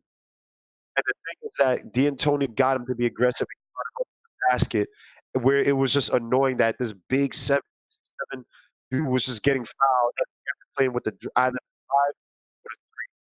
And then even Maz got found some value on that team, right? What the point is that D'Antoni in his system was able to get value out of most of his. When you looked at team offensively, they were actually ranked number 2 in offensive efficiency at one point in the season. You never looked at that team and said they don't know what they're doing on offense, or some guy can't have some value on that team on offense. Landry Fields is not a great wasn't a great 3-point, but he was able to find on that team because of spacing and how the system was. But you look at this team and there's talent there. You don't know what the anybody has. And the thing is that's scary with Trier is that you have so it's just disgusting how this system, playoff system, we're complaining about that it behooves certain players, and the player that it does behoove don't use it. So Fizdale Yeah. has to be clear on that because again, you want to cause ascension in the locker room, you want to make it so that Trier's not playing, or you know what I mean? I guess same as Iggy. Iggy's a guy we're trying to build for the future. Get it. I like Trier and allow you to possibly realign what your expectations are for Trier's a guy who can help you get people wins here and there. A few wins here and there can mean 3 wins versus 3 wins. I'm not saying we're gonna get 40 wins. I'm just saying go with the guy that at least fits the vision. Because at the end of the day, Sim, you want to keep his job, Fizdale, you're gonna get marked down by wins and losses. So might as well go with a guy that's effective in Trier, who's already gonna be a building block. You don't lose by playing Trier in spots. There's a second Yeah. game where I don't remember seeing him in the Chicago game. I'm wrong. Somebody please correct me. And he wasn't in this game. So No, he didn't put. No, he didn't play in the Chicago game at all. He didn't touch the floor in the Chicago game. You know, Isaiah, I'm coming to you, man. Hopefully you got a good connection. You look like you're a little bit choppy there, and I'm gonna be able to hear you. Hey, Isaiah, you there? Nope, already gone. So I'm gonna come back to hopefully Evergreen. Evergreen, I hope you got your mic stuff ready. Can you hear me? Huh. Hey, Evergreen, can you hear me? I can hear you, but I don't know if you can hear me. I don't think you can hear me. All right, City, I'm coming to you then. Yo, what's good? We're talking about Trier. We're talking about Trier about right why now. he didn't get in the game? What's going on, man? What's going on? We're talking about Trier, and then I want to know from you, is Fizdale confused about what to do with these guys? Is he over his head? But first talk about Trier. That's First a talk hard about question Trier. because like I can't say that he's confused, but then again, I gotta say maybe Trier didn't get in the game because of situational reasons. Like, you know what I'm saying? Maybe the game didn't, I don't know, maybe the game didn't call for him or whatever. Although we did see some good things when he was on the court. We saw some good things, right? Let's see. But just because we see good things from you on the court doesn't mean that we need to call you your numbers sometimes. Like, you know what I mean? And that's one of those things that's just out there where you can argue about that all day, like, you know what I'm saying, or whatever. It's kind of like, let's just say, I don't even want to say that, but it's kind of like, let's just say you take your best player in baseball, right, and you put him on the diamond field, right, and you say, hey, all right, go out and get this home run against this guy. Now we can't relate both, you know, sports. I'm just saying in general, and he swings and misses, right, or whatever. Then you feel like, oh, dang. For a coach, you feel like, dang, I shouldn't have put him in there at this point in time. Like, you know what I mean? Maybe Right, but Fizz is trying to find the right point in time to play Zoe, or it could be the other way. Maybe he's flabbergasted and just don't know what to do with the team. I don't want to say that, but I'm saying it just because it could be true. But at the end of the day, I think maybe he ain't been playing Zoe because of situational see, reasons. all Like, right. you know, So let me ask you this though: what situation could be?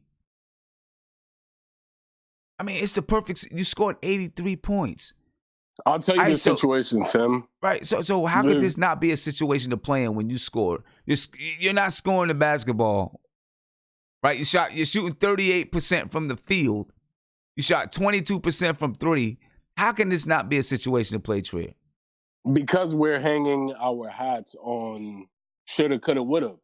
Like, you know what I'm saying? It's not a guarantee that if we put Zoe in the game, he's going to drop 20, he's going to drop 18, 17. We could count it down and say 13. We can't hang our hats on shoulda, coulda, woulda. This is the biggest thing.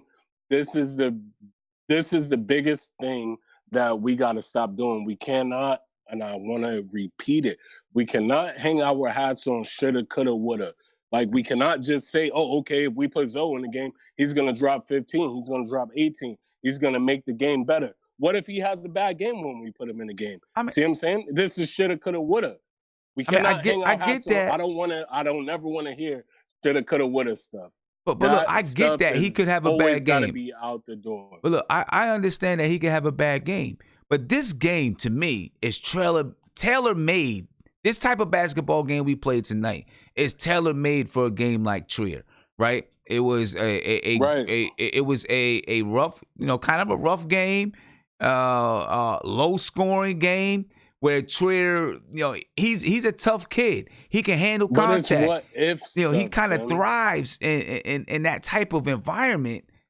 Like he thrives in that type of environment. This would have been the kind of game. I'm not saying that he was going to come in and give you 20, but he could have came in and helped to.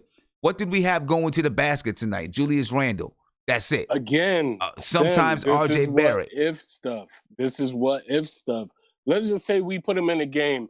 And somebody from Orlando, let's just say Fultz shuts him down on defense. I'm not saying that the guy can. I'm just saying this is just what if stuff. We can go with the what if stuff all day. But at the end of the day, we just got to remember, let's not, as Knicks fans, let's not hang our hats on what if we play this guy or this guy or this guy. Let's not do that. Let's live with what we did and go from there. Because I hate this shoulda, coulda, woulda stuff. Like, you know what I mean? It's one of those things where I'm like, oh, okay, yo, bro, shit, man, if I was at work, on this day and this day, I could have got overtime. Well, guess what? I wasn't at work. Or I could have went into work, whatever the case might be. I mean, I get shoulda, that. Coulda, woulda. Right, I get that. Wipe right, that I get that, right? But if you think in the same way, you say, you know what? If I would have went into work, I could have got overtime. So now you're like, you know what? Next time when this opportunity comes, I'm going into work. You know what I'm saying? So you gotta you gotta think of what could I have done, what should I have done. You know what I'm saying? So that you can strategize for the next game. Right? This is what I'm saying. That's what I'm saying. It's all shoulda, coulda, woulda. Right, but sometimes you gotta look. I can go and say, hey, I want that overtime, and then they can tell me what they can. They could. Hey, bro, They could, We but ain't got it. We ain't got it for you. Like, you know what Right. I'm saying? Let's not. This is why I keep saying, let's not. I'm hang saying, our but hats you got to on use that woulda, coulda, shoulda sometimes to strategize for the next one. You know what I'm saying? You can't do nothing about this one, but you can strategize for the next one. You know what I'm saying? Yes, sir. And you know, it may not always work out for you, but you can strategize for the next one. I just can't understand why Alonzo Trier is not in the game. You know, he's not playing, especially in a game when you need scoring. You know what I'm saying? You need to be able to score. I don't get it. You know what I'm saying? I'm not understanding. Isaiah, I'm not talking to you till you put a shirt on. So, you know, you can cancel that, brother. You can cancel that. I'm gonna go ahead and get to a phone call. You know what I mean? My man, come on here. Caller, you on live with nothing but Knicks. What's popping? Hey, what's up, Tim? I'm chilling, brother. How are you? I'm all right. Tell me, man. Tell me, is Coach Fizdale flabbergasted? Is he confused? Is he in over his head? Tell me what you think. Is he in over his head right now? I hate to admit it, but from watching what we, the plays gone through, it's like I just don't understand why he doesn't want. Like it seems like he's putting himself in position to lose games where he could win them. And I know we're jumping on Trier, but I'm sorry, that kid's a spark plug. He's a rotation player on every team in the league, a heavy rotation player on most teams, and he can't find Burn, the game where we score 82 points. Like you said earlier, that's a tailor-made game for Trier. That third quarter, Trier should have come out there and just score and let him go. DJ Augustine can't guard him, and he's strong enough to get to the hole. Yeah, he's in there's some trees in there, but like, I'm sorry, Wayne Ellington isn't so good where you can't play Trier and cut some of his minutes and give Trier some burn. I mean, I get one DMP. Maybe, the matchup wasn't right in Chicago, but sorry, you can't tell me that DJ Augustine is so good that Trier wouldn't have gone out and did what he had to do against him. I mean, Kemba, yeah, Kemba and the Marcus Smart, craftier guys that are going to get up in him, disrupt his flow. I get it, but and then with the Julius Randle thing, it's like your job is the coach. Like he shouldn't be bringing the ball up from half court and then trying to break down a defense. His handles are too sloppy. He's not Hakeem Olajuwon. Out there, he gets 5 turnovers a game. I mean, why can't we give it to him in the box? Give it to him 15 feet and let him move. And if he gets the shot, he has it. Doesn't, kick it out. That's what he does best. But this going down and trying to break down professional defenders, spin moves and all this stuff and just coughing the ball up, it's too much. I mean, what do you think? I mean, what I think is that, Fizdale needs some assistance. That's what I think. I think Fizdale needs some assistance in figuring out how to handle these guys, figuring out how to put these guys into positions where they can score easy. You know what I mean? I think that is. I'm starting to feel like Fizdale's a little bit. I'm supporting him still, but I am starting to feel like Fizdale's a little bit over his head in this. You know what I mean? I feel like he's over his head. Yeah. So go ahead. Nah, I just said I feel like he's over his head a little bit, and he needs some help. He needs some help. You know what I mean? We'll see. But hey, I appreciate the call. All right. No, thank you very much, Tim. No doubt, man. Appreciate you, ladies and gentlemen. Well, as soon as we get some interviews from David Fizdale and guys on the team, we'll get those interviews up so you can listen to them. In the meantime, do me a favor, subscribe to the channel, ring that notification bell. You'll be notified anytime I go live, drop a video, or post to my community section.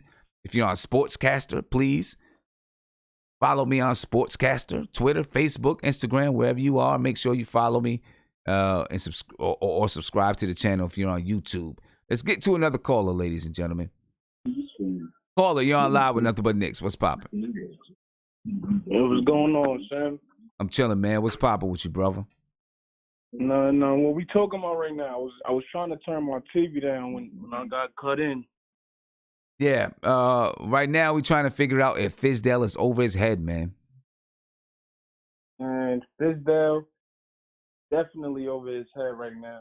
I mean, and the crazy thing is, it's too early to even say that. But from what he's showing us right now, he don't know what he's doing out there, and that's part of the reason. The fact that he's too deep. I don't like to use that word because we're not deep talent-wise. We just deep player-wise. I mean, we got too many people playing the same position that deserve minutes. I mean, and then he don't know what to do with that. I don't think he does either. You know what I'm saying? I don't think he knows what to do with it. He talks a good game and he says, you know what I mean, if you're not going to play, you're not going to play. But for the most part, there's some guys that he's still putting out there on the floor in situations where maybe they shouldn't be out there on the floor. I don't know. Exactly. Like a lot of the times, just like you were saying earlier, a lot of the times I'm like, hold on. Wayne Ellington's still in, Trier not in. And then some other times I'm like, wow, time to put Frank back in. We need some more defense. Then you were saying today that Morris was the problem for you. Morris, yeah, he do his little ISO thing that messes up what's going on the offense. Yeah, that does. But defensively tonight he came with it. I can't say the same for Randle. Again, though he didn't have as many turnovers like he did the rest of these games, he's been doing pretty good on rebounds. Scoring, he's been doing okay. Everybody see that he's struggling with the turnovers. I mean, Fizdale got him trying to run point. It's not working. And the reason why it's not working with Randle right now is because of the simple fact that he can't play. He can't start with Mitch because Randle is really a center. He's a small center. He can't start with Mitch. But we need Mitch to start because we need that inside defense. So who do you take off the floor between Morris and Randle? Who were you taking off the floor? The thing is, me personally, I'm definitely taking off Randle. But that's hard to make that decision because we just paid him all this money. I mean, it's clear to me that Bobby Portis is a better fit to start for this team. Because, he spaces the floor. I mean, he's not clogging up the paint. Mitch could do what he got to do inside. I mean, everybody's spaced out. But Randle down there, you got one small guy that's really a center. I mean, that's just clogging up the paint. It's not working. So you would start Portis over Randle. You think Portis should start over Randle alongside Mitch and then have Marcus Morris at the 3? Yes, yeah, no. Yeah, Marcus Morris at the 3, Portis at the 4, Mitch at the 5. And you make Randle earn his spot back. He got to earn his spot back. He ain't been doing it for us. Okay. And listen, you know what? I'm not going to lie to you. I could see where that lineup could work. The only thing that I would say to you is that between Julius Randle and Marcus Morris, Julius Randle is most likely part of the future, where Marcus Morris probably isn't. So like you said, looking at the contract that he just got, how do you juggle that? You know what I mean? But I do get what you're saying as far as fit-wise and how it would, how it would work between, having Bobby Portis at that 4 spot. Having Marcus Morris, either way, having Marcus Morris and Julius Randle on the floor at the same time is not looking good right now. It's not looking good. And the crazy thing is, the way that Randle will work for us, I'm sorry to say, I don't even want to say his name, is if we had Porzingis to start at the 5, and we don't. Yeah, I mean, I don't know. The only thing I say though, in defense of Randall versus Marcus Morris, is Marcus Morris, when he gets the ball, it's kind of a black hole where Randall will pass the ball. He does turn it over. You know what I'm saying? He does turn it over. He moves too fast for himself sometimes. You know what I mean? And that's one of the reasons why he turns it over. But, I mean, he had 7 assists tonight. You know what I'm saying? Marcus Morris is kind of a black hole when he gets that ball in his hands, man. But I don't know. I don't know. Me personally, I don't even be impressed by his assists. Tonight was the only night where it's like, okay, on paper, it's like, okay, he actually had a decent game. But I don't be impressed by his assists because if you look at his assists, he got to pass the ball up at this point. By the time he make that play to pass the ball, he has to. It's not like he's doing it at will. Or, oh, okay, I'm going to get this nice dish. They stopping him. So he got to get the ball up. I mean, he's right now, he's supposed to be the primary scorer. So that's what he's going, he's going to look to do that. I understand what you're saying, though, man. I understand what you're saying. And a lot of it, to me, still goes on Fizz because he's got to find a way to mix and blend these guys together and put these guys in positions and spots so that they can score without it being so much work. You know what I mean? And right now, he hasn't been successful at doing that. I seen it a little bit better today. I will say that. Where, I seen Randall be able to catch the ball and make 1 or 2 moves to get to the basket without, just standing in the post. There was still a lot of standing in the post. But the fourth quarter, it wasn't it. You know what I mean? Hey, my man, I appreciate the call, man, and your perspective. Definitely. Most definitely. And let me just say one more thing before I go. This was the worst game we played so far, man. The worst game we played. Defensive-wise, worst game we played. Defensive-wise? Only reason that we lost was because Orlando Magic's they just hit a little bit more shots than us because they was missing too. Yeah, I mean, they only shot 42% from the field or whatever they shot. They were missing too.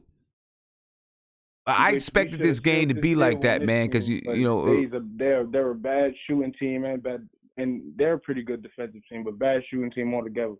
But thanks for having me. I appreciate you, man. I mean, keep doing what you do. Appreciate it, brother. Peace. Let me get to another phone call, and we're going to start breaking down this Boston Celtics and Knicks because that's who the Knicks play next. All right? Caller, you're on live with Nothing But Knicks. What's popping? Yeah, what's good, Sam? How are you, man? I'm good, brother. How are you? I'm fine, man. I'm an avid listener. I think you do a great job. Thank you. I appreciate that. Appreciate it. Yeah, but on this Fizdale topic, I feel like I'm gonna take you back to FIBA. Okay. We had Frank that basically shut Kemba Walker down, and we played the Celtics, and you would think that Fizz would at least give him that opportunity, if it's just to even giving Kemba head a little bit, give him something to think about. You know what I'm saying? Mm-hmm. And then on the same Frank topic, I'm gonna go on a limb and say like Frank is probably one of the best defenders in the league. I'm gonna go on a limb and say that. And it took Knicks fans to beg Fizdale to put him in the game when we obviously need the defense. Right. And let's be real. Right? Let's be real honest. Frank may not be playing if it wasn't for Dennis Smith Jr., Elfrid Payton not being there. Let's just be real with it. You know what I'm saying? And that's so true. Vinny's one of the best defenders we have. Yep. And on the he may not be playing if it wasn't for that. Tonight's game, we obviously needed scoring. Why can't Trier get off the bench? I think Fizdale is in over his head, man, and I like him. And the Knicks have to stick with him for right now just to save face because we can't be turning over coaches. We need to get away from that too. Mm-hmm. And it's not like getting rid of Fizz right now is going to make us a contender or anything. You know what I'm saying? So we need to rock with him just to save face right now. But to me, he is in over his head, man. That's just my opinion. He might be. He might really be in over his head. Big shout out to my man Mighty Knicks. He said Fizdale's getting exposed for his street ball coaching. Then again, Mighty Knicks, he said Kerr, Walton, and Fizdale are all getting exposed so far this season. Hey, Yeah, we'll there's see. a couple things I had on my mind. Go ahead. Thanks for taking my call. I'll be listening for the rest of the night. Yeah, I appreciate you, man. I definitely appreciate you for calling in. I appreciate. Oh, sorry about that, my man. Yeah, lot of questions, man. Right now, we're getting way more questions than answers. We really are. Caller, you're on live with Nothing But Knicks. What's popping? What's going on, player? I'm good, brother. How are you? Ali calling from Queens, man. I've been listening to you for a while. And Thank you. I appreciate it, man. Yeah. This is terrible, man. This whole we touching in with the kid gloves with this brother Fizz. You know? Mm-hmm. He's terrible. He's a terrible coach. He's terrible. I mean, we gotta stop, hitting him with the soft words. He's terrible. Trier should have been in that game long time ago. He's forced every decision it seems like he's making right now. He's forced into them. Very true. He's not making no adjustments. The offense. Listen. I'm pretty sure you could grab anybody who knows basketball to just pick out the things. We're not talking science here. This is not rocket science. What we seeing what's happening on that court. Frank wouldn't have been out there if the guard wasn't going crazy like that. Now he putting Brother Dotson out. I mean, it's like he's setting them up to fail. And then on top of that, when he did put Trier in the game, that's when Dennis Smith Jr. was having a terrible game. And they came out at the same time, so it just looked horrible when they had Trier out there. And he ain't playing in that Chicago game right after that. So, okay. But then tonight, I'm done. Get him out of here. Ain't nothing else to talk. Hey, get him out of here, brother. I don't think you're not the only one that feels that way, man. You're not the only one that feels that way. I don't know, I'm pretty sure that the Knicks are going to give him time, but you're not the only one that feels that way. I feel you, man. Brother, this is New York City. I mean, we can't stand a person just bumping to us on the train. We going to let this man destroy our team like this? This is terrible, brother. Nah. Listen. Trier is one of the best scorers on the team, hands down. There's really nobody else on our team that can score like him. My boy, the Rook is doing what he has to do. Mm-hmm. He's playing ball. Mm-hmm. He's coming in ready. But Trier is the best at what he does. I mean, you got Mitch. He's doing his defensive thing, but still, Trier is still better scorer than Mitch is on defense, to me. This is an opinion. I hear you. Yeah. Come on, because Mitch he's fouling everybody that come through the lane. I don't know, brother. I don't know how long we're going to put up with this. I don't know how long we're going to do this. But this is crazy. Yeah. Well, I don't know what to say, man. I don't know what to say. Let's see what happens in Boston, man. Let's see. Listen, Fizdale talks like he has a grand plan. And, he's going through the pieces and the steps to get to that grand plan. I don't think he does. I'm be honest with you. But right. I'm still going to watch and see, man. I'm going to watch and see and hope and try to look for clues to that grand plan. You know what I mean? Let's hope that we can go into Boston and at least, I'm not even going to say win. Let's hope that we can go into Boston and play well. You know what I mean? And bring back some respectability, man. We'll definitely be motivated because we should have won that game tonight. The Knicks, even Frank, his confidence is there. You can see that. I think we're going to go into Boston. I think we're going to do what we got to do because it's kind of like, the blowout was crazy. Right. Even if we do lose, we're not going to lose like that, like we did at the Garden. So we're going to come out fighting. But it depends on if Fizz let us use our weapons we got.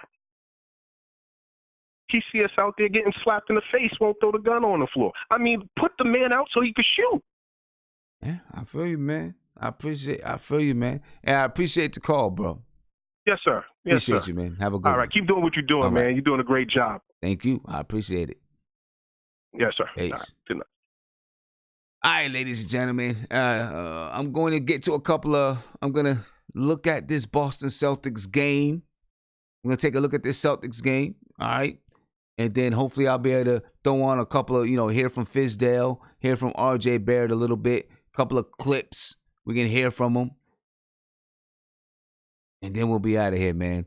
But let's just take a quick look at this Boston game. We lost to the Celtics in blowout form and blowout fashion in the last game. In the home opener, I was in the building. We was in the building. We were ready. We were ready for a win. Didn't happen, folks. The Knicks played them tough through 3 quarters, through 2.5 quarters, and they got smacked. And there was almost nothing that the Knicks could do. We played them tough, then we got smacked. Now we've got to see, can the Knicks, they got to rebound from tonight? We see, can we rebound from tonight? Come back. I mean, we ended up losing by double digits tonight where we shouldn't have lost at all. Well, we shouldn't have lost at all. But let's take a look. Let's take a look at some of this Boston stuff, ladies and gentlemen, and try to figure out what are we gonna do against Boston. Last game, the Knicks lost 118-95 versus the Celtics. Kemba Walker dropped 32 points. RJ Barrett had 26. Jason Tatum had 9 assists. Jason Tatum had 9 rebounds. Bobby Portis had 11. Kemba Walker led the team with 4 assists, while Elfrid Payton led the team with 5. This time around, ladies and gentlemen, there is no Elfrid Payton.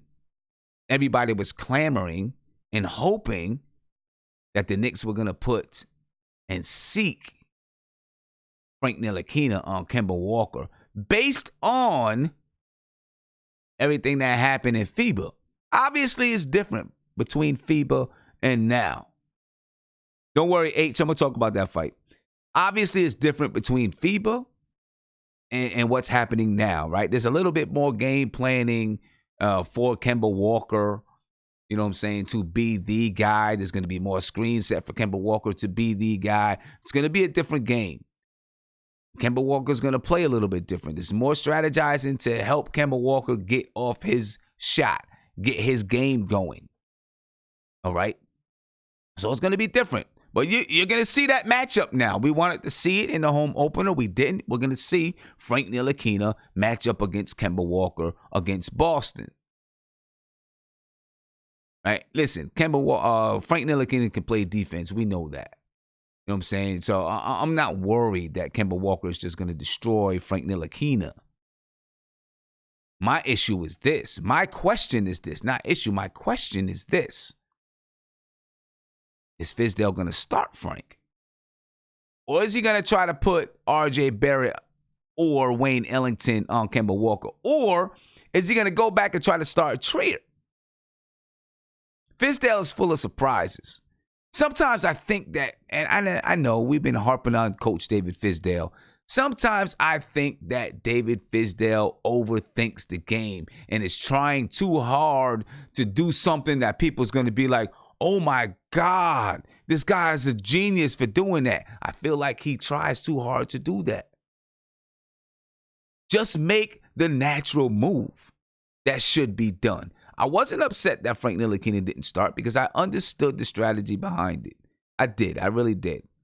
I didn't like the starting lineup because I want RJ Barrett to be able to play his game and not have the responsibility of being the lead guard. Not right now.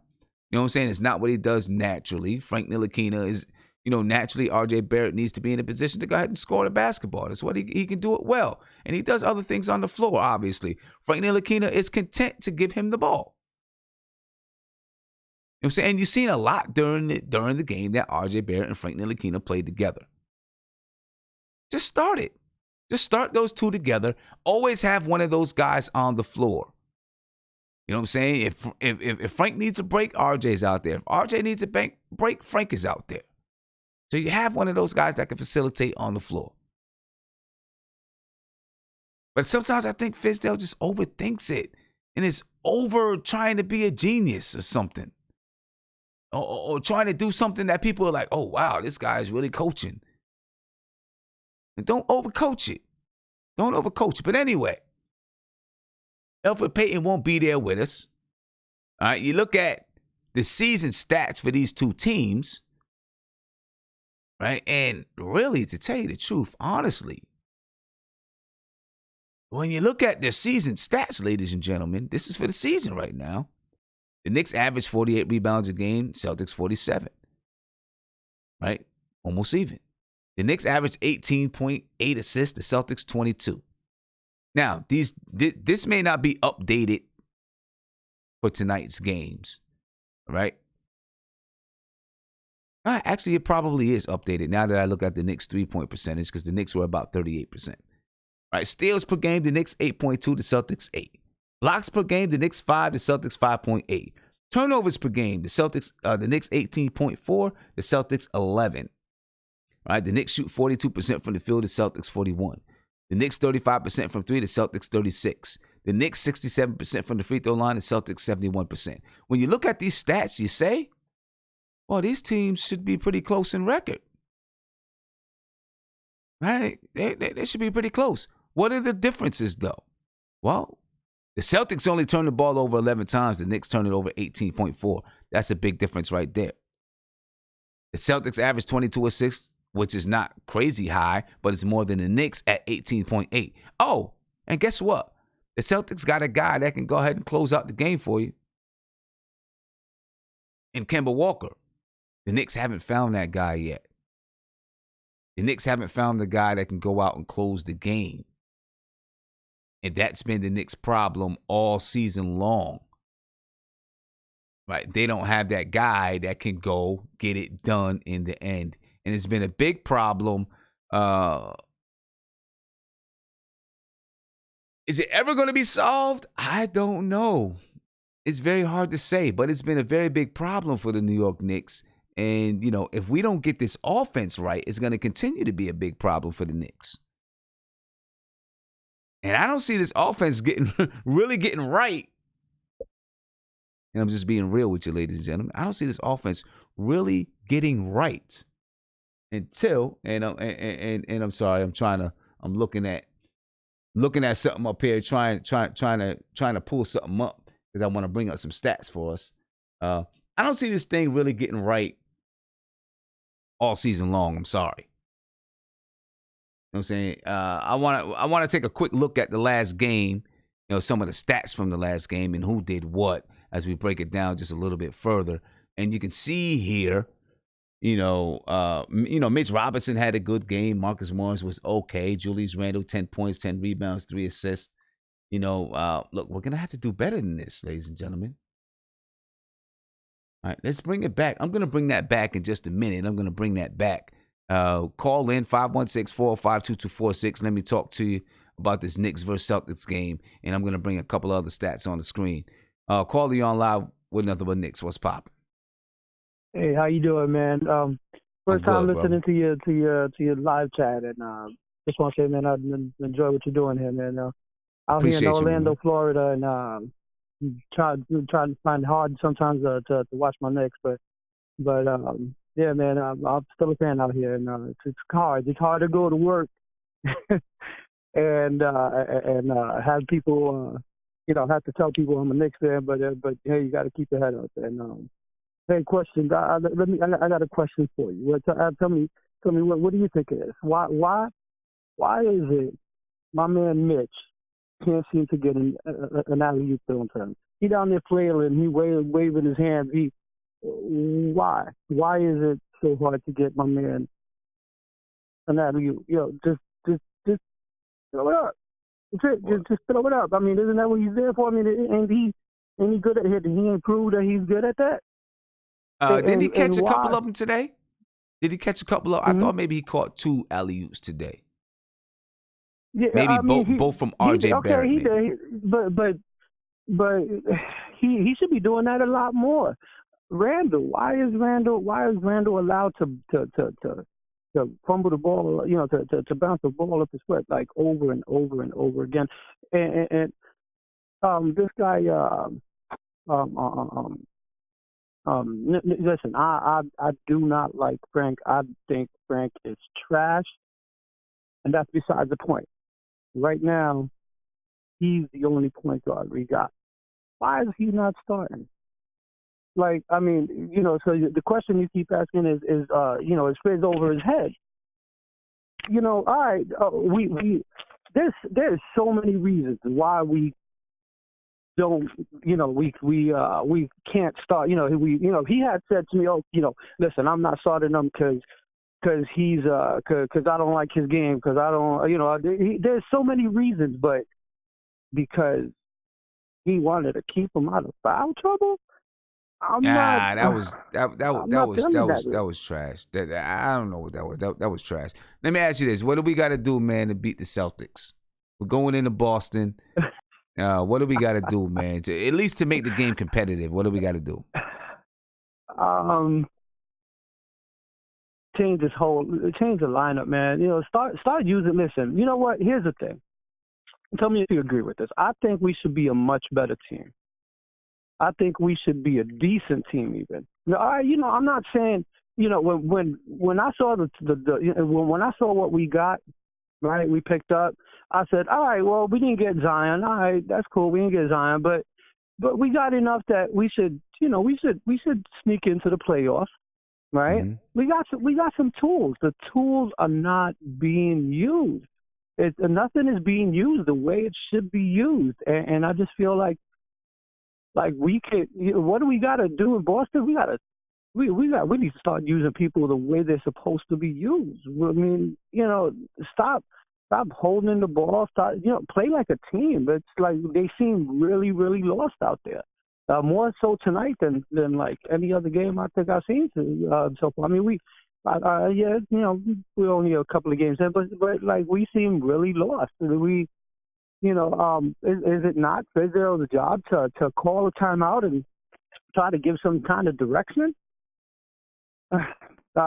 We're not honestly. If this is how we're gonna play, we ain't got a hope in Boston. But what do we got to do? We got to switch things up, man. We got to start using our players the way they should be played. And yeah, Mitch did catch like you said, he caught 1 or 2. Should be catching a whole lot more than just 1 or 2. I mean, what else we got? Yeah, I mean, Randall. Huh? We don't run much for Mitch. You know what I'm saying? Yeah, it's bad, man. I go to work. I work for Universal. I work for the University. I go to work, and we got all these, people coming from all over the place. Everybody want to work for Universal. So we got some Heat fans, and we got some Lakers fans, and we all get together. And I gotta tell them I'm a Knicks fan. Hey, listen, I've been doing it for years, and I'm gonna still do it. I'm gonna still keep my head up. I'm gotta still do it, baby. Wear it proud, man. Just wear it proud. Give me something, though. I feel you. Yeah, I feel you on that, man. Hey, I appreciate the call, bro. I appreciate it too, man. Hey, listen, like I said, it was the first time. I'm definitely gonna hit that subscription button. Thank you, man. And I'm gonna keep. Yeah, thank you for what you're doing, man. Appreciate it. Thank you. I appreciate it. So. Yeah. Make sure y'all subscribe to the channel, ladies and gentlemen. Subscribe to the channel. Hit that like button. Hit that thumbs up button right now. Hit that thumbs up button. All right. I want to go in a little bit deeper with the Celtics stats, and then we'll listen to David Fizdale for a couple of seconds, R.J. Barrett for a couple of seconds. They don't have the videos up yet. The interviews aren't up yet, but we do got a couple of clips. Look, throughout most of the game, the first half, the Knicks led. The Knicks were up 5 points at the half against the Celtics, and everybody was happy. We felt like the Knicks had a chance to win this game. They were down 6 points going into the fourth quarter.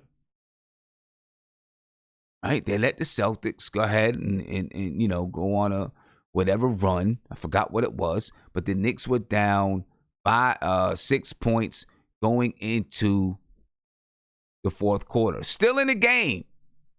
Fourth quarter, the Knicks lost it by 17, 36-19. The Knicks got outscored in the fourth quarter. We just couldn't do anything down the stretch of that game.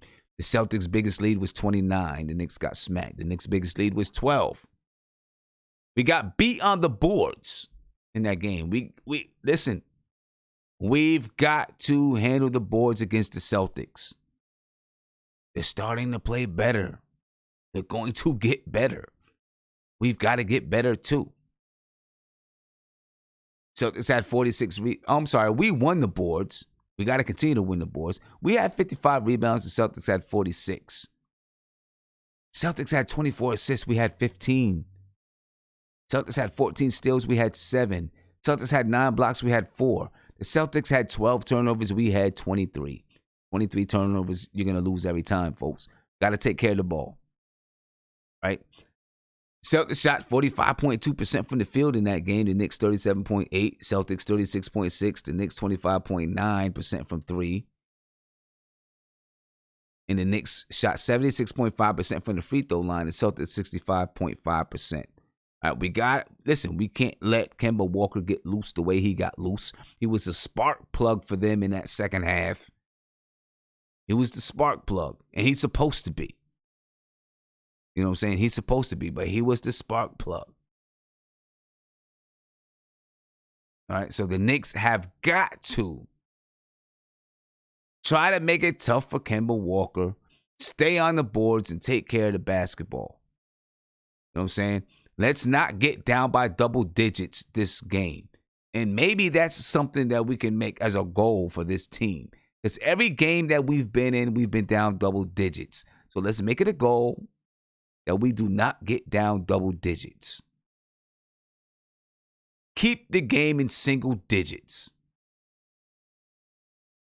Keep it in single digits. Tired of going down by double digits, man. Tired of it. Tired of going down by double digits. We're going into Boston. You know, it's not going to be easy going into Boston, man. I want to know what you guys in the video chat think about this. We're going to be heading out soon, man. We're going to be heading out soon. I want to know what you guys think about it. Who we got in the video chat now? Isaiah. What's up, bro? You got your shirt on. Glad to see you got your shirt on. Your clothes what's up, Sam? well. What's up with you, brother? How you feeling? Nothing much, man. I'm just very frustrated, Sam, with a lot of things. Well, we've been through all of that, so I don't want to go backwards. You know what I'm saying? You're kind of late coming in and all of that. So let's talk about the Boston game. Listen, Sam, this can't be possible that he doesn't start Frank on Kemba Walker. I can't imagine that. Sam, I've never seen a coach avoid putting a player in I've never seen it like he puts in Frank. He avoids every reason not to start him. I've never seen this. I've seen I'm dumbfounded by it because why wouldn't you put your premier defender on a premier guard? I'm losing my mind trying to. Well, we haven't got there yet. So let's see. Maybe he will. We haven't even gotten to it yet. But right, so let's not assume that he's not going to. I don't know. But I do know that the Knicks need to give them a payback, and they need to, Okay, so how do we do it? What do we got to do? Tell me what we got to do. We got to literally pass the ball. We got to make sure Julius Randle only touches the ball when he's going to score or give the hockey assist, because him dribbling up the ball, him in the paint with 4 jerseys around him, it's not working. And then also, man, I need Coach Fizzo to actually coach. And I want to see what a real coach does. And tell your player what he's not good at and what he is good at. And he needs to tell Marcus Morris, you are not Carmelo Anthony. You are not a 15. You are not a 15 top player. You're not even a 20 top player. You're not a 30 top player. You are a great player. You are a good to great player. You are not a second option. You used to come off the bench. You need to stop ISOing. You're not that kind of player. We cannot have Marcus Morris be our second best player. I'm sorry. He needs to be a third or fourth option. This dude needs to stop These two need to stop isoing, going back and forth like they are the greatest duo ever. They need to stop this. Coach Fizzle needs to put an end to this because this is getting ridiculous. How we're just going to ISO. So listen. So you went into all of that. I want to talk about the Celtics. We've been through all of that. But this goes along with this. This is what I'm saying, sir. But this is what I'm saying. We've been through all of that. Is that we can't have all this. If we want to win against the Celtics, we can't have this. We got to play. We got to do ball movement. We should literally rebound this team. This team is not bigger than us. They're all guards. Well, we need to rebound the ball. We won the rebounding battle 55-44 last game. That's good. Okay. But we need to rebound the ball. We got to take a chance. We got to take opportunities on second chance points. And we need to cut the turnovers again. Let's keep cutting them down as low as we can. If we could do 12 turnovers, 14 at the max, I feel like we can win this game. All right. You got to start coming in on time, man. If you can't come in at the end when we talk about the other team and then want to try to go backwards. City for real. Celtics. What do we got to do, man? Celtics, what do we got to do? We got to rebound the ball. We got to play better perimeter defense. And we got to make our free throws, man. I keep stressing that, man. Tim, we shooting 60-some%. Yeah, I feel you. For the season. Yeah. For the season. And again, I want to stress that just because it's not that if we hit all of our free throws, we'll win the game.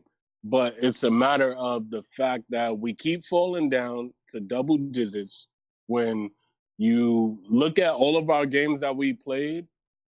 If we would have shot at least 82% from the free throw line, we probably wouldn't be down double digits a lot of the times. Like, you know what I'm saying? All right. We're a lot of our players, even our good free throw shooting players, we're just bricking.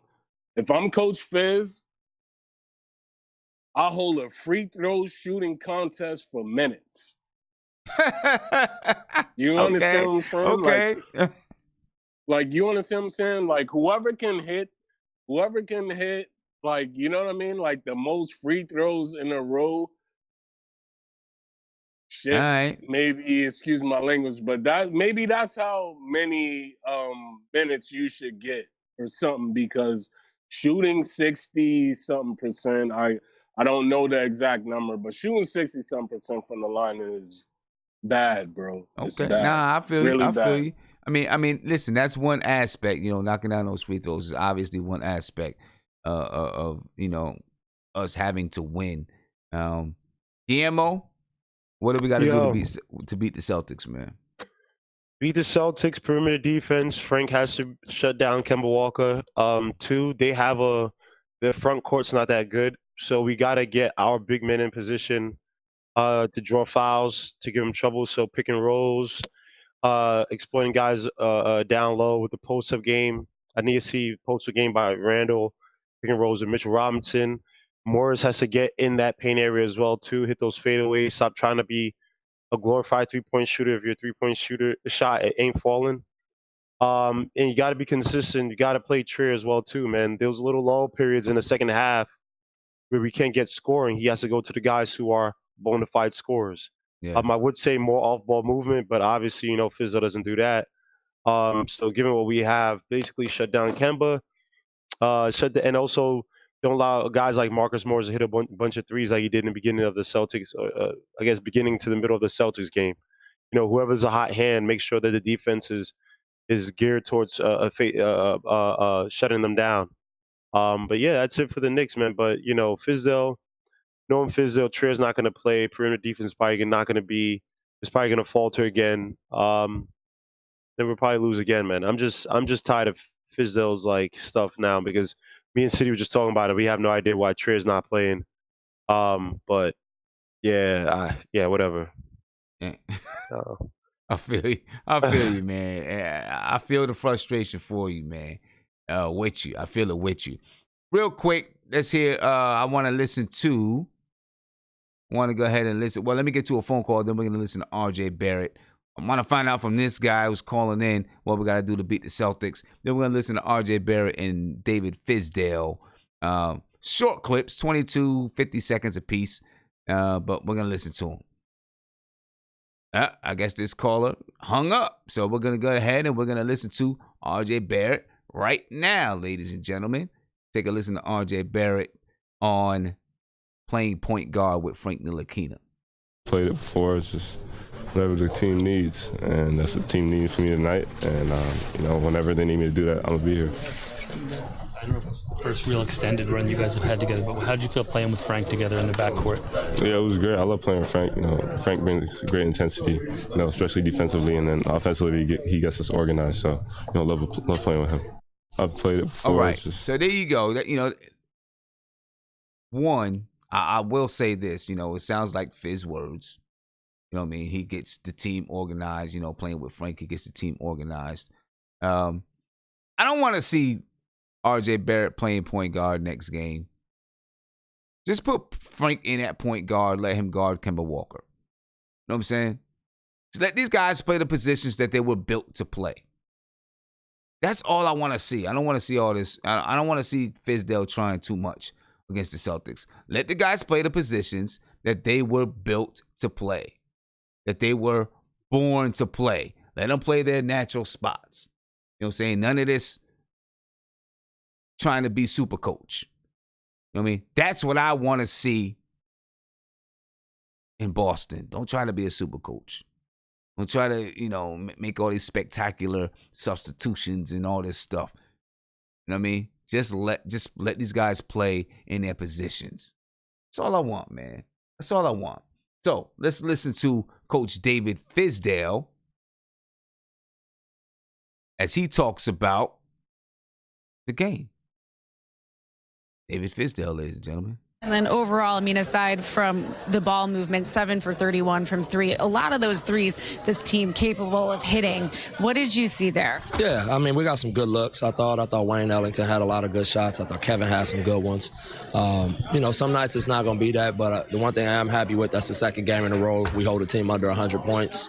We just that early in that third quarter, we didn't come out with the urgency that we needed to win on the road.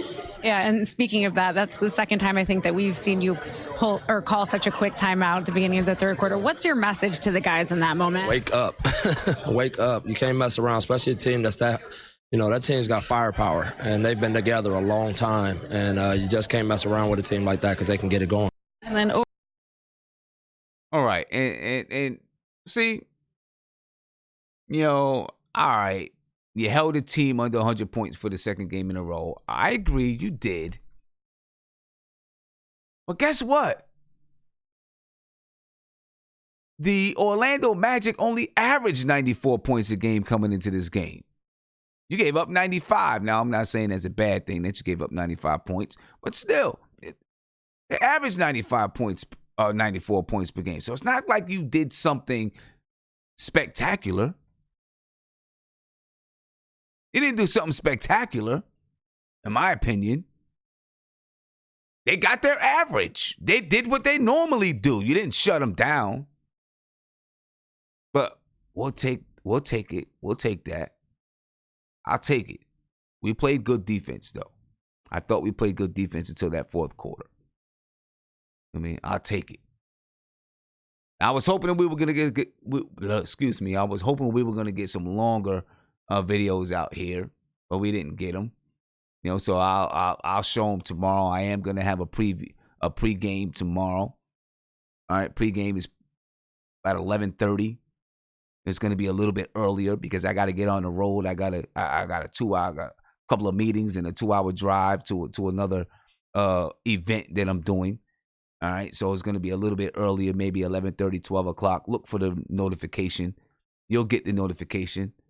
All right, and hopefully those interviews will be there. We can look at and talk about some of those interviews as we prepare for the Boston Celtics. All right. Ladies and gentlemen, I am going to head out. I appreciate you guys for being on here with me. 12:21 in the morning. You know what I mean? So I appreciate you guys for being here with me. Please subscribe to the channel. All right. Ring that notification bell for me, ladies and gentlemen. ring that bell right now. Subscribe and ring the bell. And if you're on Sportscaster, follow me. All right, so you can know everything that I'm doing. I'm gonna let City for Real and Isaiah get a couple of last words in, and then I'm out of here. All right, City for Real, I'm gonna come to you, man. Last words, brother. Go ahead. Oh, 1 second, City. 1 second. Okay, there you go. Hey, Sam, I just want to say a good show, as always. And second, let's get this W, man. Let's step up our perimeter defense. Let's hit some free throws. I want to see us shoot 84% from the free throw line if we get a chance to take that many free throws. But all in all, I'm worried about let's get this W, get this thing rolling, man. All right, man. All right. Hey, I'm going to be on. I know you guys be at work, but I'll be on tomorrow morning to do a game preview and break down this game a little bit deeper, all right? But I'll talk to you later, man. Yeah, for sure. All right, peace. Isaiah, last words, man. You know what, Sim? I'm going to be on the show tomorrow, and I won't get fired. I'm so happy. I hope not. You know what I'm saying? Just No, make man. sure. I hope not. I know, man. Hopefully. No, so my last words, man, is, Sim, I think all of us are collectively frustrated with the coaching and, and we just want, it's crazy, Sim. If we see it, I know they see it. You know what I'm saying? It gets, I don't think no one's that oblivious to what's going on. You can't be, because that's just being ignorant. Yeah, I mean, listen, we need to get this, like City said, man, we got to get this ball rolling, man. We're 1-4 right now. You know what, so I do feel like this team will probably look sloppy for another month or so, but I feel like we'll turn it around January, maybe February, usually, man. I feel like that's a good time for us to turn it around and maybe get a little something going, but it's looking rough right now, man. We got to, Fizdale has to coach, and Fizdale has to, Sim, he has to man up. And you know what? Because the way it's looking, I agree with you earlier, what you said about Marcus playing for the next contract. That's what it looks like he's doing. And then Randall just trying to show everybody, hey, I'm a superstar. Listen, man, buy into being a team. Listen, Sam, if these guys realize that they buy into being a team, Marcus Morris will get paid. People will recognize Randall as a superstar. These guys will get their individual goals if they just focus on the team and focus on ball movement and focus on, not trying to shoot like Marcus trying to be a superstar. That's know who you are. And Fizdale has to realize what do Greg Popovich, Bill Belichick, Doc Rivers, all these great coaches. I'm going to let this guy go ahead and get some sleep because he's rambling a little bit, ladies and gentlemen. I'm trying to get out of here and get some sleep. He's sitting there sleeping and talking to me. I don't know if he's dreaming or if he's analyzing or what he's doing. But he's just going on. Now he's getting into Greg Popovich and blue and who. You know what I'm saying? I'm going to let this guy go so he can get his rest, so he can get up early in the morning. You know what I'm saying? And get to work, get on time. I'll talk to him in the morning. Sitting there sleeping and talking. That's the type. Listen, Isaiah, hold up. I'm gonna unmute you real quick. Isaiah, what you were just doing, I was looking at you. You were sleeping and talking. That's the type of thing you do with your girl at 12:30 at night. You're tired, you lay back, you got the lights off, and you guys are talking, and you got your eyes closed. You know what I'm saying? When you like your age, you know what I'm saying? You're 24, whatever you are. You know what I'm saying? And you're talking to your girl, and then you fall asleep on the phone. You was doing that right now. Maybe a little bit uncomfortable, man. You are hilarious. I'm just saying, it's the truth, bro. It's the truth. Oh, listen, Sid, can I finish what I was going to say, man? No, man, because you're falling asleep on the phone. You're falling asleep. I'm going to let you can finish it tomorrow. Oh, go ahead. You got 30 seconds. 30 seconds. All I wanted to say, in conclusion, is rest in peace, Pops John Witherspoon. Okay. Bang, bang, bang. I'm with that. That's all I wanted to say. Rest in peace, Pops. Rest in peace. No Rest in doubt. peace, Pops, man. No doubt. I'm with that. I'm with that all day long. I like to end it on that note. All right. No doubt. I'm out of here, ladies and gentlemen, man. This guy sent me to bed for the night. I'm gone. You know what I mean? I will catch you guys tomorrow. Look for the notification for the game preview. All right? And have a good one. Be peaceful, ladies and gentlemen. I'm saying be peaceful, get some rest, get up and go to work, check out the game preview, and I'm out of here. Subscribe to the channel, though. Ring that notification bell. Peace.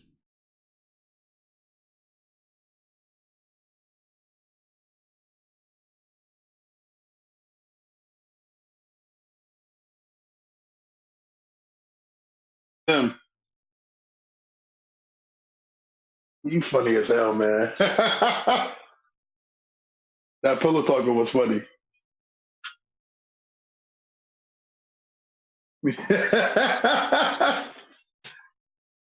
Yo, man. Oh, man. What we gonna do, son, man? Dude can't coach, man.